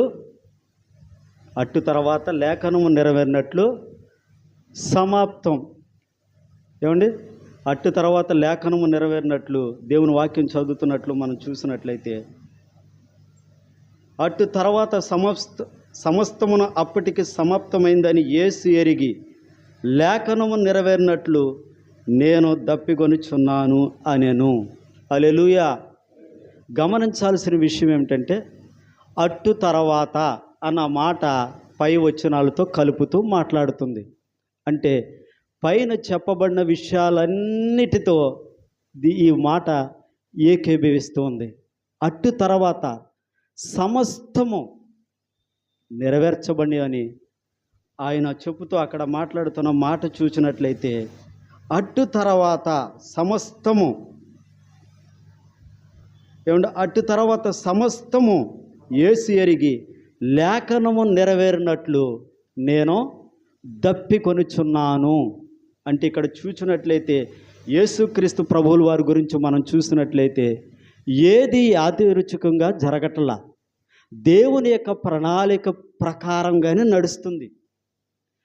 దేవుని యొక్క తండ్రి యొక్క ఉద్దేశ ప్రకారంగానే అది జరుగుతుంది. ఏదో అకస్మాత్తుగా ఆయన పట్టుకొని తీసుకొని వచ్చి సిలువ వేయలేదు, ఆయన్ని హింసించలేదు.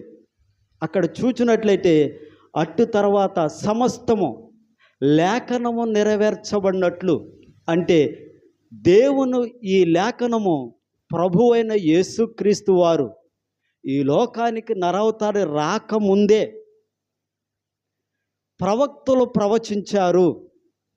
యెషయా ప్రవచించారు, దావీదు ప్రవచించాడు. ఆయన ఈ లోకానికి నరునిగా ఏ విధంగా వస్తాడు, ఆయన ఏ విధంగా శ్రమ పొందుతాడు, ఆయన ఏ విధంగా హింసిస్తారు, ఏ విధంగా ఆయన సిలువకు అప్పగిస్తారనేది ప్రవచనాలు ప్రవక్తలు భక్తులు ద్వారా దేవాతి దేవుడు పలికిన మాటలు నెరవేర్చబడినట్లు, అట్టు తర్వాత లేఖనము నెరవేర్చబడినట్లు సమస్తము సమాప్తమై ఉన్నది అంటున్నాడు. హల్లెలూయా. ఈ మాట మనకు నేర్పుతున్న మాట ఏమిటంటే, ఇది దేవుని యొక్క ప్రణాళిక ప్రకారముగానే జరిగింది. ఏమండి? పుట్టిక నుంచి సిలువ యాగం వరకు కూడా ఇది దేవుని యొక్క నిర్ణయము, దేవుని యొక్క ప్రణాళిక. ఏమండి? అందుకే ఇక్కడ చూసినట్లయితే యోహాను భక్తుడు యోహాను సువార్తలు అంటున్నాడు, నీవు నాకు తండ్రి, నీవు నాకు అప్పగించిన పనిని నేను సంపూర్తి చేసి తిని. ఇక్కడ గమనించాల్సిన విషయం ఏంటంటే, ఇది దేవుని యొక్క ప్రణాళిక ప్రకారముగానే ఈ సిలువ యాగం జరుగుతుంది. అందుకే అట్టు తర్వాత లేఖనం నెరవేర్చబడినట్లు, అంటే దేవాతి దేవుడు ఇలా జరగాలి అని ఒక గీత గీశాడు, ఒక ఉద్దేశం కలిగి ఉన్నాడు. ఆ ఉద్దేశ ప్రకారమే కుమారుడైన యేసుక్రీస్తు కలవర సిలువలో మానవాళ రక్షణార్థము కొరకే ఆయన బలియాగముగా హింసగుండా రక్తమును ధారపోస్తూ దూషించబడుతూ నిందించబడుతూ త్రోసివేయబడుతూ తృణీకరించబడుతూ ఇవన్నీ తండ్రి చేత విడవబడటానికి కూడా ఉద్దేశం ఏమిటంటే, ఆయన ముందుగా నిర్ణయించిన ప్రకారమే ఇది జరుగుతూ వచ్చింది. హల్లెలూయా, హల్లెలూయా. అందుకే యేసు చేసిన ఆ పని, రక్షణ కార్యాన్ని పూర్తి చేయుట కొరకే ఆయన ఆ లేఖనములన్నిటినీ నెరవేర్పుగా, ఏమండి, లేఖనము నెరవేర్చినట్లు నేను దప్పికొనుచున్నాను అని చెప్తున్నాడు. హల్లెలూయా, హల్లెలూయా. కాబట్టి యేసు ప్రభు చెప్తున్న మాట ఏమిటంటే, లేఖనం నెరవేర్చబడాలి, దేవుని వాక్యం నెరవేర్చబడాలి, తండ్రి ప్రణాళిక నెరవేర్చబడాలి, తండ్రి ఆలోచన నెరవేర్చబడాలి, తండ్రి నా పట్ల ఏ ఆలోచన అయితే కలిగి ఉన్నాడో, ఏ ఉద్దేశముతో నన్ను ఈ భూమి మీదకి పంపి ఉన్నాడో ఆ ఉద్దేశము నెరవేర్చబడాలి అన్న తలంపుతోనే తన్ను తానుగా ఏది తండ్రికి విరోధంగా చేయలేదు. కానీ తండ్రి గీసిన ఆ గీతలో, ఆ లేఖనం ప్రకారముగానే ఆయన నడుచుకుంటూ వెళ్ళాడు. హల్లెలూయా. ఈరోజు మన జీవితాల్లో కూడా ఈ మాటను ఎలా మనం అన్వయించుకోగలుగుతామంటే, దేవుడు మనల్ని ఈ భూమి మీద ఒట్టిగా బ్రతికిరండి అని పంపల. ఏమండి, దేవుడు ప్రతి ఒక్కరి పట్ల ఒక ప్రణాళిక కలిగి ఉన్నాడు, ఒక ఆలోచన కలిగి ఉన్నాడు, ఒక తలంపు కలిగి ఉన్నాడు. ఈ భూమి మీదకి వచ్చిన మనము ఏదో పెరిగాము, వివాహాలయని, పిల్లలు పుట్టారు, పనిలో మనం ముగించుకొని పని చేసుకొని మన తనువును ముగించుకొని వెళ్ళటం కాదు దేవుని చిత్తం. దేవుడు నిన్ను ఈ కరీంనగర్లో లేదా ఫలానా కుటుంబంలో ఫలానా జీవితంలో దేవుడు నిన్ను ఎందుకు ఉంచంటే నీ పట్ల ఒక ఆలోచన కలిగి ఉన్నాడు, నీ పట్ల ఒక ప్రణాళిక కలిగి ఉన్నాడు, నీ పట్ల ఒక తలంపు కలిగి ఉన్నాడు. ఆ ఉద్దేశం ఏంటో మనం ఎరుగున వారుగా ఉండాలి. ఆ ఉద్దేశంలో మనం నడుచుకున్నప్పుడే దేవుడు మనల్ని ఈ భూమి మీద పంపిన ఉద్దేశాన్ని మనం నెరవేర్చగలుగుతాం. కాబట్టి ప్రియమైన దేవుని బిడ్డలారా, దేవాతి దేవుడు ప్రభు అయిన యేసుక్రీస్తుని ఒక ఉద్దేశముతో, ఒక ప్రణాళికతో ఈ భూమి మీదకు పంపి ఉన్నాడు. ఆ ప్రణాళిక నెరవేర్చబడిన ఉద్దేశంతోనే లేఖనము నెరవేరినట్లు ఇదిగో సమాప్తమాయని అంటున్నాడు. ఈరోజు రక్షించబడిన ప్రభువు నమ్ముకున్న మనకు కూడా దేవుడు మన పట్ల ఒక ఆలోచన కలిగి ఉన్నాడు. మనకు కూడా ఒక పనిని అప్పగించాడు. ఇది సేవకుల పని కదా, మేము ఆదివారం వచ్చి కూర్చొని పాట పాడి వాక్యం విని వెళ్ళిపోతాం అనుకుంటాం. మీకు తెలుసో లేదో, నేను కూడా కొన్ని రోజుల క్రితం ఒక ప్రశ్న వేసే దేవుణ్ణి అజ్ఞానంతో, ప్రభువా నన్ను ఎందుకు సేవకు పిలిచావు? నన్ను కూడా ఒక విశ్వాసగా ఉంటే పిలిస్తే బాగుండేది కదా, ఏదో ఒక ఉద్యోగం ఏదో ఒక పని చేసుకొని ఆదివారం వచ్చి చూసుకొని వెళ్ళిపోయేవాళ్ళం కదా అనుకున్నాం. అయితే ఇక్కడ చూసినట్లయితే చాలామంది ఇదే తలంపు, ఏదో ఉద్యోగం చేసుకుంటాం, ఆదివారం వస్తాం, వెళ్ళిపోతాం, ఇదే ఉద్దేశం. దేవుడు అందుకే నన్ను భూమి మీద పెట్టాడు అనుకుంటున్నాం మనం. లేదు, ఈ లోకంలో మనం బ్రతికినంత కాలం ఏదో ఒక పని చేసుకోవాలి, కుటుంబాన్ని పోషించుకోవాలి, అది ఈ లోకం వరకే. మరి దేవుడు నిన్ను ఈ భూమి మీద పెట్టిన ఉద్దేశమును, ఆ పనిని నువ్వు నెరవేర్చుకోకుండా తండ్రి దగ్గరికి వెళితే ఏం జరిగిద్దంటే, నేను కొద్ది రోజులుగా ఎంతో మానసికంగా ఇబ్బంది పడుతూ ఆరోగ్యకరంగా ఇబ్బంది పడుతున్నా. ఈ విషయంలో నా కొరకు ప్రార్థన చేసిన మీ అందరికీ దైవజనులకు కూడా వందనాలు. ఆరోగ్య విషయంలో చాలా ఇబ్బంది పడ్డా కొద్ది రోజుల క్రితం. అప్పుడు నేను బాధపడుతున్నా ఏంటంటే, ప్రభువా అందరి వలే అందరూ బాగానే ఉన్నారు కదా, ఆదివారం వెళ్తున్నారు, వస్తున్నారు, వాక్యం వింటున్నారు, వాక్యం చెప్తున్నారు, మంచిగానే ఉద్యోగం చేసుకుంటున్నారు, ఎందుకు మాకు ఈ భయంకరమైన మానసిక వేదన? ఎందుకు ఈ నిద్ర లేని జీవితాలు? ఎందుకు సమాధానం లేని బ్రతుకులు? ఎందుకు ఈ శరసాల అనుభవాలు? ఎందుకు ఈ అనారోగ్య పరిస్థితులు? ఎందుకు ఈ నిందలు? ఎందుకు ఈ అవమానాలు? ఎందుకు అని ప్రశ్నిస్తున్నప్పుడు నా మనసులో దేవుడు ఒక ఆలోచన ఇచ్చాడు. ఏమిటంటే, దేవుని నమ్ముకున్న తర్వాత, దేవుని నమ్ముకున్న అమ్మ దేవుడు రాజ్యం ఇచ్చేశాడు అని దేవుని నమ్ముకొని దేవుని ఉద్దేశం ఏంటో తెలియకోకుండా బ్రతికి ముగించుకొని వెళితే ఏమవుద్దంటే, పరలోకము వాళ్ళకి స్థానం ఉంటుందేమో కానీ పరలోకములోనంట తండ్రితో పాటు సింహాసనం దగ్గర కూర్చొని ఈ లోకములో దేవుని యొక్క ప్రణాళికని ఎరిగి ఆయన కొరకు శ్రమను, నిందను, అవమానమును కొన్నిటిని త్యాగం చేసిన వాళ్ళంట పరలోకములో తండ్రి సింహాసనం మీద కూర్చొని వాళ్ళకు ఒక కిరీటం అనేది దేవుడు అనుగ్రహిస్తాడంట. ఆ కిరీటం మీద అనేక ముత్యాలు అలంకరించబడతాయంట. ఈ లోకములో దేవుని ప్రణాళికని ఎరిగి తండ్రి కొరకు త్యాగం చేస్తూ, తండ్రి కొరకు దేవాతి దేవుని కొరకు నమ్మకంగా బ్రతుకుతూ, దేవుడు మనకు ప్రతి కుటుంబంలో ప్రతి వ్యక్తికి ఒక పని అప్పగించి ఆ పనిని సంపూర్తి చేసినప్పుడు పరలోకములో వారికి కిరీటములు అనుగ్రహించబడతాయి. ఈ వాక్యం నేను ఆదరించబడ్డా. ఈరోజు దేవుడు చెప్తున్న మాట ఏమిటంటే, యేసయ్య ఈ లోకానికి పంపబడ్డది ఒక ప్రణాళిక ప్రకారం. నేను మీకు ఒక ప్రశ్న వేస్తున్నా, మీరు ఎక్కడి నుంచి వచ్చారు చెప్పాలి. మీరు మీ ఇంటికాడ నుంచి వచ్చారంటారు, అవునా కదా? ఇప్పుడు వచ్చింది మీరు ఇంటికాడ నుంచే కదా. ఈ యొక్క ప్రార్థన కూడిక ముగించిపోయిన తర్వాత మీరు ఎక్కడికి వెళ్తారు చెప్పాలి? తిరిగి ఇంటికి వెళ్తారు. అలాగే నీవు నేను కూడా తండ్రి యొద్ద నుంచి ఈ లోకానికి వచ్చాము. ఒక ప్రాజెక్టు విషయం పని నిమిత్తమే ఈ లోకానికి వచ్చాం. ఒక ఉద్దేశంతో వచ్చాం. ఒక ప్రణాళిక ప్రకారంగా మనం వచ్చాం. దేవుని యొక్క ఆలోచన చేత ఇక్కడ పంపబడ్డాం. ఆ ఉద్దేశం నెరవేర్చబడిన తర్వాత మరలా తండ్రి దగ్గరికే వెళ్ళాలి. ఆ వెళ్ళినప్పుడంట నీవు దేవుని ప్రణాళికను ఎరిగి, ఆయన ఉద్దేశం ఎరిగి భూమి మీద బ్రతికితే, వెళ్ళిన తర్వాత భుజం తట్టు అంటాడంట, బళా నా నమ్మకమైన బిడ్డ, బళా నా నమ్మకమైన కుమార్తె, కుమారుడా అని దేవుడంట మనల్ని ఆ విధంగా గౌరవిస్తాడంట. హల్లెలూయా. కాబట్టి ఇక్కడ చూసినట్లయితే, దేవుని వాక్యం చూసినట్లయితే లేఖనం ప్రకారముగానే జరిగింది. రెండోది, సమస్తము సమాప్తమైనది. అంటే ఆయన ఈ లోకానికి వచ్చిన ఏ ఉద్దేశంతో వచ్చాడో ఆ రక్షణ కార్యము సమాప్తమైనది. హల్లెలూయా. పాపిని రక్షించుట కొరకు, పాపికి వెల చెల్లించుట కొరకు తన ప్రాణమునే క్రయధనముగా అర్పించి మనకు బదులు మన స్థానాన్ని ఆయన తీసుకొని ఆ సిలువలో తల వంచి ఆ శిక్షను ఆయన భరించి మరణాన్ని ఆయన తీసుకొని మనకు జీవాన్ని ఇవ్వటానికి చేసిన కార్యము అక్కడ సంపూర్తి చేయబడ్డది. హల్లెలూయా, హల్లెలూయా. ఆఖరి మాట ఏమిటంటే, ఆయన లేఖనం నిన్నట్లు నేను దప్పికొంటున్నాను అన్నాడు కదా.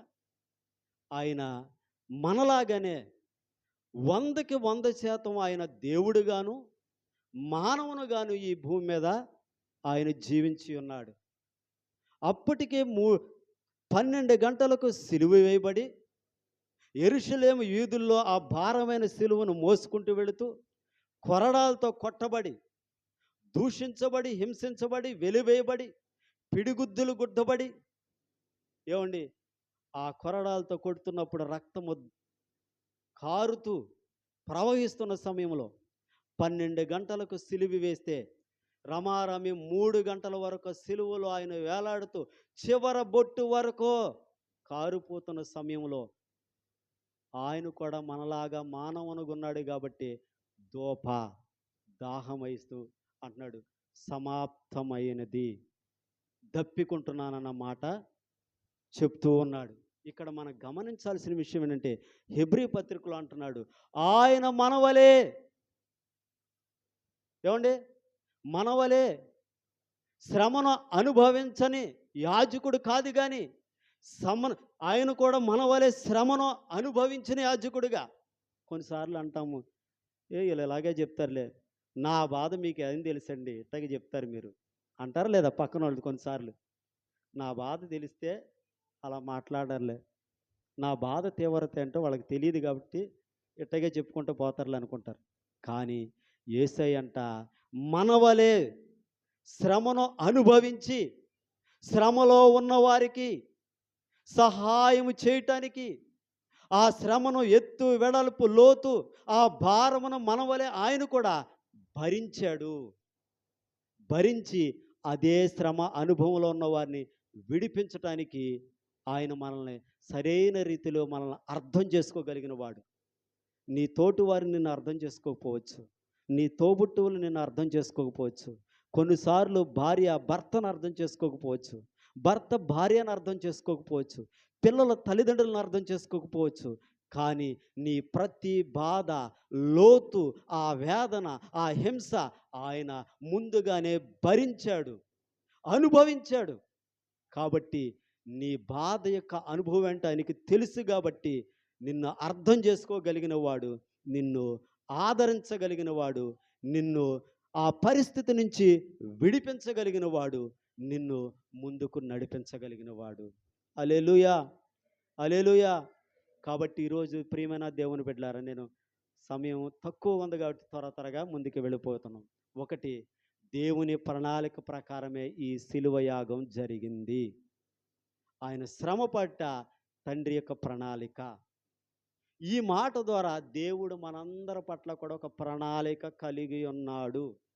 అది గుర్తించి బ్రతికి మన జీవితాన్ని తనువును ముగించుకొని అక్కడికి వెళితే భుజం తట్టుతాడు, బేళ నా నమ్మకమైన బిడ్డ అని. ఆ ప్రణాళిక, ఆ ఉద్దేశమును ఎరక్కోకుండా ఈ లోకంలో ఆ ధనవంతుడు వలె తిను తాగు ఎంజాయ్ చేయన్నాం అనుకోండి, బుద్ధిహీనుడా, నేను నీకు అన్ని అవకాశాలు ఇస్తే ఎందుకు త్రోసివేసుకున్నావు అంటాడు. హల్లెలూయా. మరొక మాట ఆయన మనం విన్నాము. అదేమిటంటే, ఆయన ఏ పని చేసినా తండ్రి చిత్తమును కాకుండా తన ఇష్ట ప్రకారం ఏది చేయలే. మనం ఏం చేస్తాం చాలాసార్లు నాకు తెలిసిన కొంతమంది సహోదరులు ఉన్నారు. సేవకునికి సంప్రదించరు, దేవునికి సంప్రదించరు, వీళ్ళకి నచ్చింది చేస్తారు, వీళ్ళ ఇష్టం వచ్చినట్టు ముందుకు వెళతారు. అన్నీ నష్టపోయి చివరికి ద్వారాలన్నీ మూయబడిన తర్వాత కొంతమందికి, అది కూడా అందరికి కాదు, అప్పుడు దేవుడు గుర్తుకొస్తారు. కొంతమంది అప్పుడు కూడా గుర్తురారు. నేను చెప్తున్న మాట ఏమిటంటే, మనం ఏది చేసినా తండ్రి ఆలోచన ఎరిగి, నువ్వే కార్యక్రమం చేసినా, ఏ పని మొదలు పెట్టినా, ఒకవేళ స్కూల్లో జాయిన్ అవ్వాలన్నా, కాలేజీలో జాయిన్ అవ్వాలన్నా, పని ప్రారంభించాలన్నా, ఇల్లు విషయమైనా, వివాహ విషయమైనా, తండ్రి చిత్తమేంటి, ఈ విషయంలో దేవుని ఆలోచన ఏంటి అని ఎరిగి నడుచుకుంటేనే ఈ లోకంలో దేవునికి మహిమకరంగా మనం జీవించగలుగుతాం. ఆఖరి మాట మనం విన్నాం ఏంటంటే, ఆయన మన వలె శ్రమను అనుభవించిన వాడుగా ఉన్నాడు. నువ్వు పడుతున్న బాధ నాకే వచ్చింది, నా పక్కోడికి కూడా లేదు ఎంత బాధ అని మనం అనుకుంటాం. ఏమండి, నేనే ప్రపంచంలో నా ఎంత ఇబ్బందులు పడేవారు ఎవరు లేదని మనం అనుకుంటాం. కానీ మనకంటే 100 రెట్లు ఆయన అనుభవించాడు. ఆ బాధ ఏంటో, ఆ వేదన ఏంటో ఆయనకు తెలుసు. కాబట్టి ఆ పరిస్థితుల్లోంచి కూడా నేను రక్షించడానికి ఆయన ఎరిగినవాడు, నిన్ను అర్థం చేసుకోగలిగిన వాడు, నీకు సహాయం చేయగలిగిన వాడు. కాబట్టి ఈరోజు దేవుడు ఈ 5వ మాట ద్వారా మనతో మాట్లాడుతున్న మాట ఏమిటంటే, ఇదిగో దేవుడు మన పట్ల ఒక ప్రణాళిక కలిగి ఉన్నాడు. దేవుని చిత్తాన్ని జరిగించేవారుగా మనం ఉండాలి.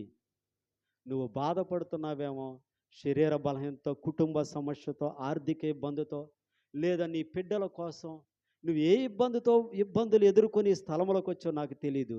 నీ ఇబ్బందిని ముందుగానే ఆయన రుచి చూచాడు. ఆయన రుచి చూచాడు కాబట్టి నీ ఇబ్బంది నుంచి విడిపించగలిగిన వాడు, నీకు సహాయం చేయగలిగిన వాడు యేసుక్రీస్తు. హల్లెలూయా. అందరం కళ్ళు మూసుకుందాం, ప్రార్థన చేద్దాం. సిల్వలో పలికిన 6వ మాట సమాప్తమైనది. అయితే ఇది ఏ సమాప్తమైనది అనేది ఆయన ఏ విధంగా పలికినారు అని అంటే, ఇది మామూలు మాట కాదు. అంటే చిన్న మాటనే, కానీ అతి అమూల్యమైన మాట. ఏంటి అనంటే, ఆయనకి మరణం ఇంకా కొద్ది క్షణాలు మాత్రమే దూరంలో ఉంది. అలాంటి టైంలో ఆయన సమాప్తమైనది అని చెప్పేసి ఆయన ఆత్మను తండ్రికి అప్పచెప్పుకున్నారు. అయితే సమాప్తమైనది అనేది అది కేవలం ఒక మాట కాదు, అది గెలుపు కేక, క్రై ఆఫ్ విక్టరీ. అండ్ అంటే తృప్తి కేక, అంటే ఒక పని సాధించిన తర్వాత వచ్చిన ఒక తృప్తి కేక, ఒక విజయ కేక, విజయ మందహాసం కేక అన్నమాట. అది ఇంకా అతిశయోక్తి కేక కూడా. అంత గొప్ప విజయంతోని యేసుక్రీస్తు సిల్వలో ఆ మాట చెప్పగలుగుతారు. అయితే ఏంటి అనంటే, మనం ఈ లోకంలో జీవిస్తున్నప్పుడు ఎన్నో రకాల పనులు మనం స్టార్ట్ చేస్తాం, కానీ పనులు స్టార్ట్ చేసి మధ్యలో ఆపేస్తూ ఉంటాము. కానీ యేసుక్రీస్తుల వారు తండ్రి అప్పచెప్పిన పనిని ఏమాత్రము తూచా తప్పకుండా భూలోకానికి వచ్చి నుండి సిల్వలో ప్రాణం వదిలేసేంత వరకు కూడా ఆయన చిత్త ప్రకారమే నడుచుకున్నారు. మనకు కావాల్సింది ఏంటనంటే, కార్యారంభం కంటే కార్యాంతం అనేది ఇంపార్టెంట్. మనము పనులు స్టార్ట్ చేసి అక్కడికే స్టాప్ అవ్వడం కాదు, అది కంప్లీట్ చేయడం అనేది ఇంపార్టెంట్. అటువంటి పనిని యేసుక్రీస్తు సిల్వలో సమాప్తం చేసినారు. మనం బైబిల్ వచనం ప్రకారం చూస్తే యోహాను సువార్త 19:30 ప్రకారము చిరక పుచ్చుకొని సమాప్తమైనదని చెప్పి తల వంచి ఆత్మను అప్పగించుకొనెను. అంటే ఆయన చేసిన పని అంతా సమాప్తమైనది. ఆయన చేసింది మామూలు పని కాదు, మహా సంగ్రామం. అటువంటి సంగ్రామాన్ని ఆయన సంపూర్తి చేసి గొప్పగా తండ్రికి ఆ మాట చెప్పుకోగలిగినాడు, తృప్తితో కూడా చెప్పగలిగినాడు. అయితే ఆయన భూమి మీదకి వచ్చినప్పటి నుండి బెత్లెహేమ్ నుండి గొల్గొతా వరకు తండ్రి చిత్తము ద్వారానే నడుచుకున్నారు. ఈ లోకపు పాపంలో ఆయన వారితో పాటు ఉండకుండా ఆయన వేరుగా ఉండి ఆ పాపాన్ని కూడా ఎటువంటి లెక్క చేయకుండా ఆయన వేరుగా ఉండి ఆ పనిని ఆయన పూర్తి చేసినారు. అయితే ఆయన ఈ భూలోకానికి వచ్చిన పని ఏంటి, ప్రణాళిక ఏంటి, దేవుడు ఏ ఉద్దేశంతో, ఏ ప్రణాళికతో, ఏ చిత్తంతో ఈ భూలోకానికి పంపించాడంటే లూకా సువార్తలో ఉంటుంది మనకి. ఏంటి అనంటే నలిగిన వారి కొరకు, చెరలో ఉన్న వారి కొరకు, గ్రుడ్డి వారి కొరకు, బీదల కొరకు, పాపుల కొరకు, అపవాది క్రియలు లయం చేయడానికి ఈ లోకానికి ఆయన వచ్చినారు. ఇవన్నీ కూడా ఆయన సమాప్తం చేసినారు. అందులో ఇంకా మనము డీప్గా చూస్తే ఏంటి అనంటే పాపమును రక్షించడానికి ఆయన సిల్వలో మరణించినారు.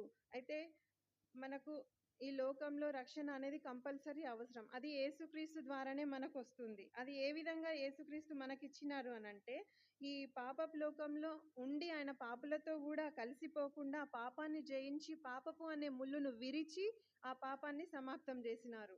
అది మనకు ఆయన ఇచ్చిన గొప్ప విజయం అన్నమాట.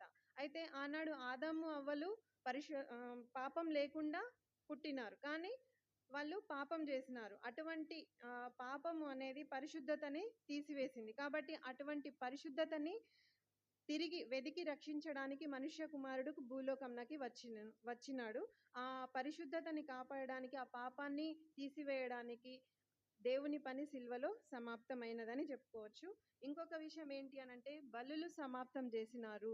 మనం పాత నిబంధనలో హేబేలు దగ్గర నుండి యేసుక్రీస్తు సిల్వలో మరణించినంత వరకు రక్తం చిందించడం, బలులు అర్పించడం ఇవన్నీ ఉన్నాయి. కానీ ఆయనే సిల్వలో తన రక్తాన్ని చిందించి తన ప్రాణాన్ని అర్పించి బలియాగంను సమాప్తం చేసినారు. ఇక మనం బలులు అర్పించవలసిన పని లేదు. ఇంకొకటి మనం చూస్తే ఏంటి అనంటే ధర్మశాస్త్రమును సమాప్తం చేసినారు. అయితే రోమపత్రిక 10వ అధ్యాయం 4వ వచనంలో విశ్వసించు ప్రతి వానికి నీతి కలుగుటకై క్రీస్తు ధర్మశాస్త్ర సమాప్తి అయి ఉన్నారు. ధర్మశాస్త్రం నేరాలని చూపుతుంది. అటువంటి నేరాల వల్ల శిక్ష అనేది ఉంటుంది. కాబట్టి అటువంటి శిక్షలను యేసుక్రీస్తు తన పక్షాన ధర్మశాస్త్రం చేసే శిక్షను సమాప్తం చేసినారు. మనకు ఇప్పుడు ఎలాంటి ధర్మశాస్త్రపు శిక్ష లేదు, ఓన్లీ మనకు క్రీస్తు మాత్రమే. ఇంకా ఏంటి అనంటే మరణాన్ని సమాప్తం చేసినారు.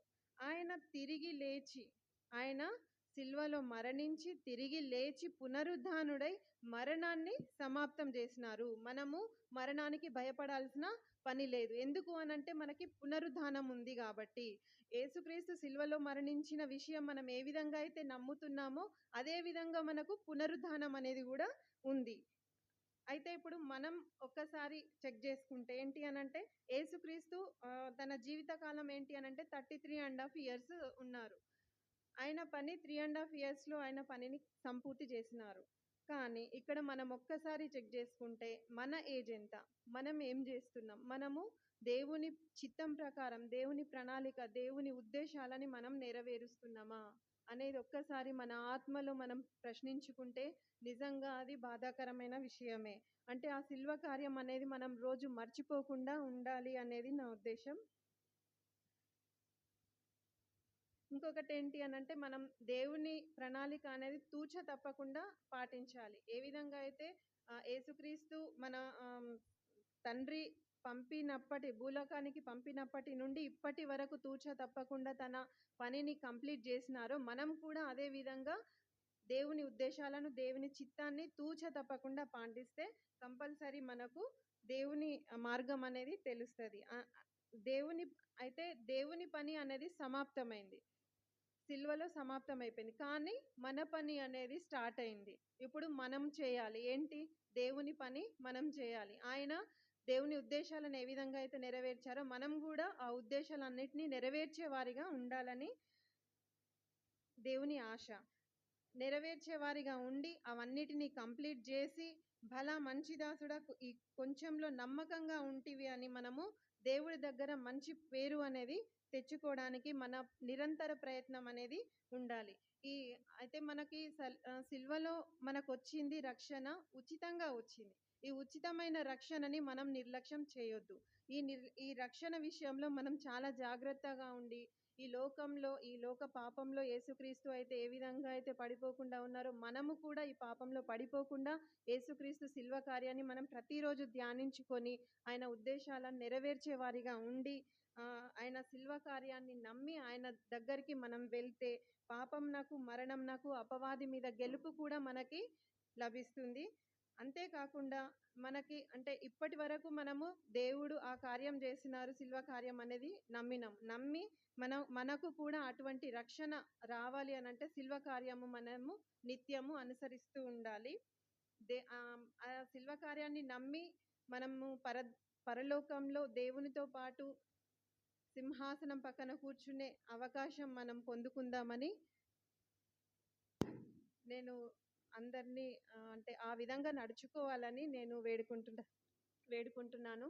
ఎట్టి పరిస్థితుల్లో కూడా శిల్వ కార్యం అనేది మర్చిపోవద్దు. మనకు పునరుద్ధానం అనేది దేవుడు చూపించినాడు కాబట్టి ఈ శిల్వ కార్యము మనం మర్చిపోకుండా ఈ ఒక్కరోజనే కాకుండా మనము ఈ సంవత్సరం అంతా అంటే మనం ఉన్నంత కాలం వరకు శిల్వ కార్యాన్ని మనము ధ్యానించుకోవాలని వేడుకుంటున్నాను. ఈ అవకాశం ఇచ్చిన దేవునికి అన్నకి కూడా నా వందనాలు తెలియజేస్తున్నాను. ఈ కొద్ది మాటలు దేవుడు దీవించు. దేవుని యొక్క ఉద్దేశం నెరవేర్చబడుతుంది. మనము పాత నిబంధనలు కనుక చూసినట్లయితే ప్రత్యక్ష గుడారం అనేది ఉండేది. ఏముండేది? ప్రత్యక్ష గుడారం, ఆవరణము, పరిశుద్ధ స్థలము, అతి పరిశుద్ధ స్థలం. ఈ అతి పరిశుద్ధ స్థలానికి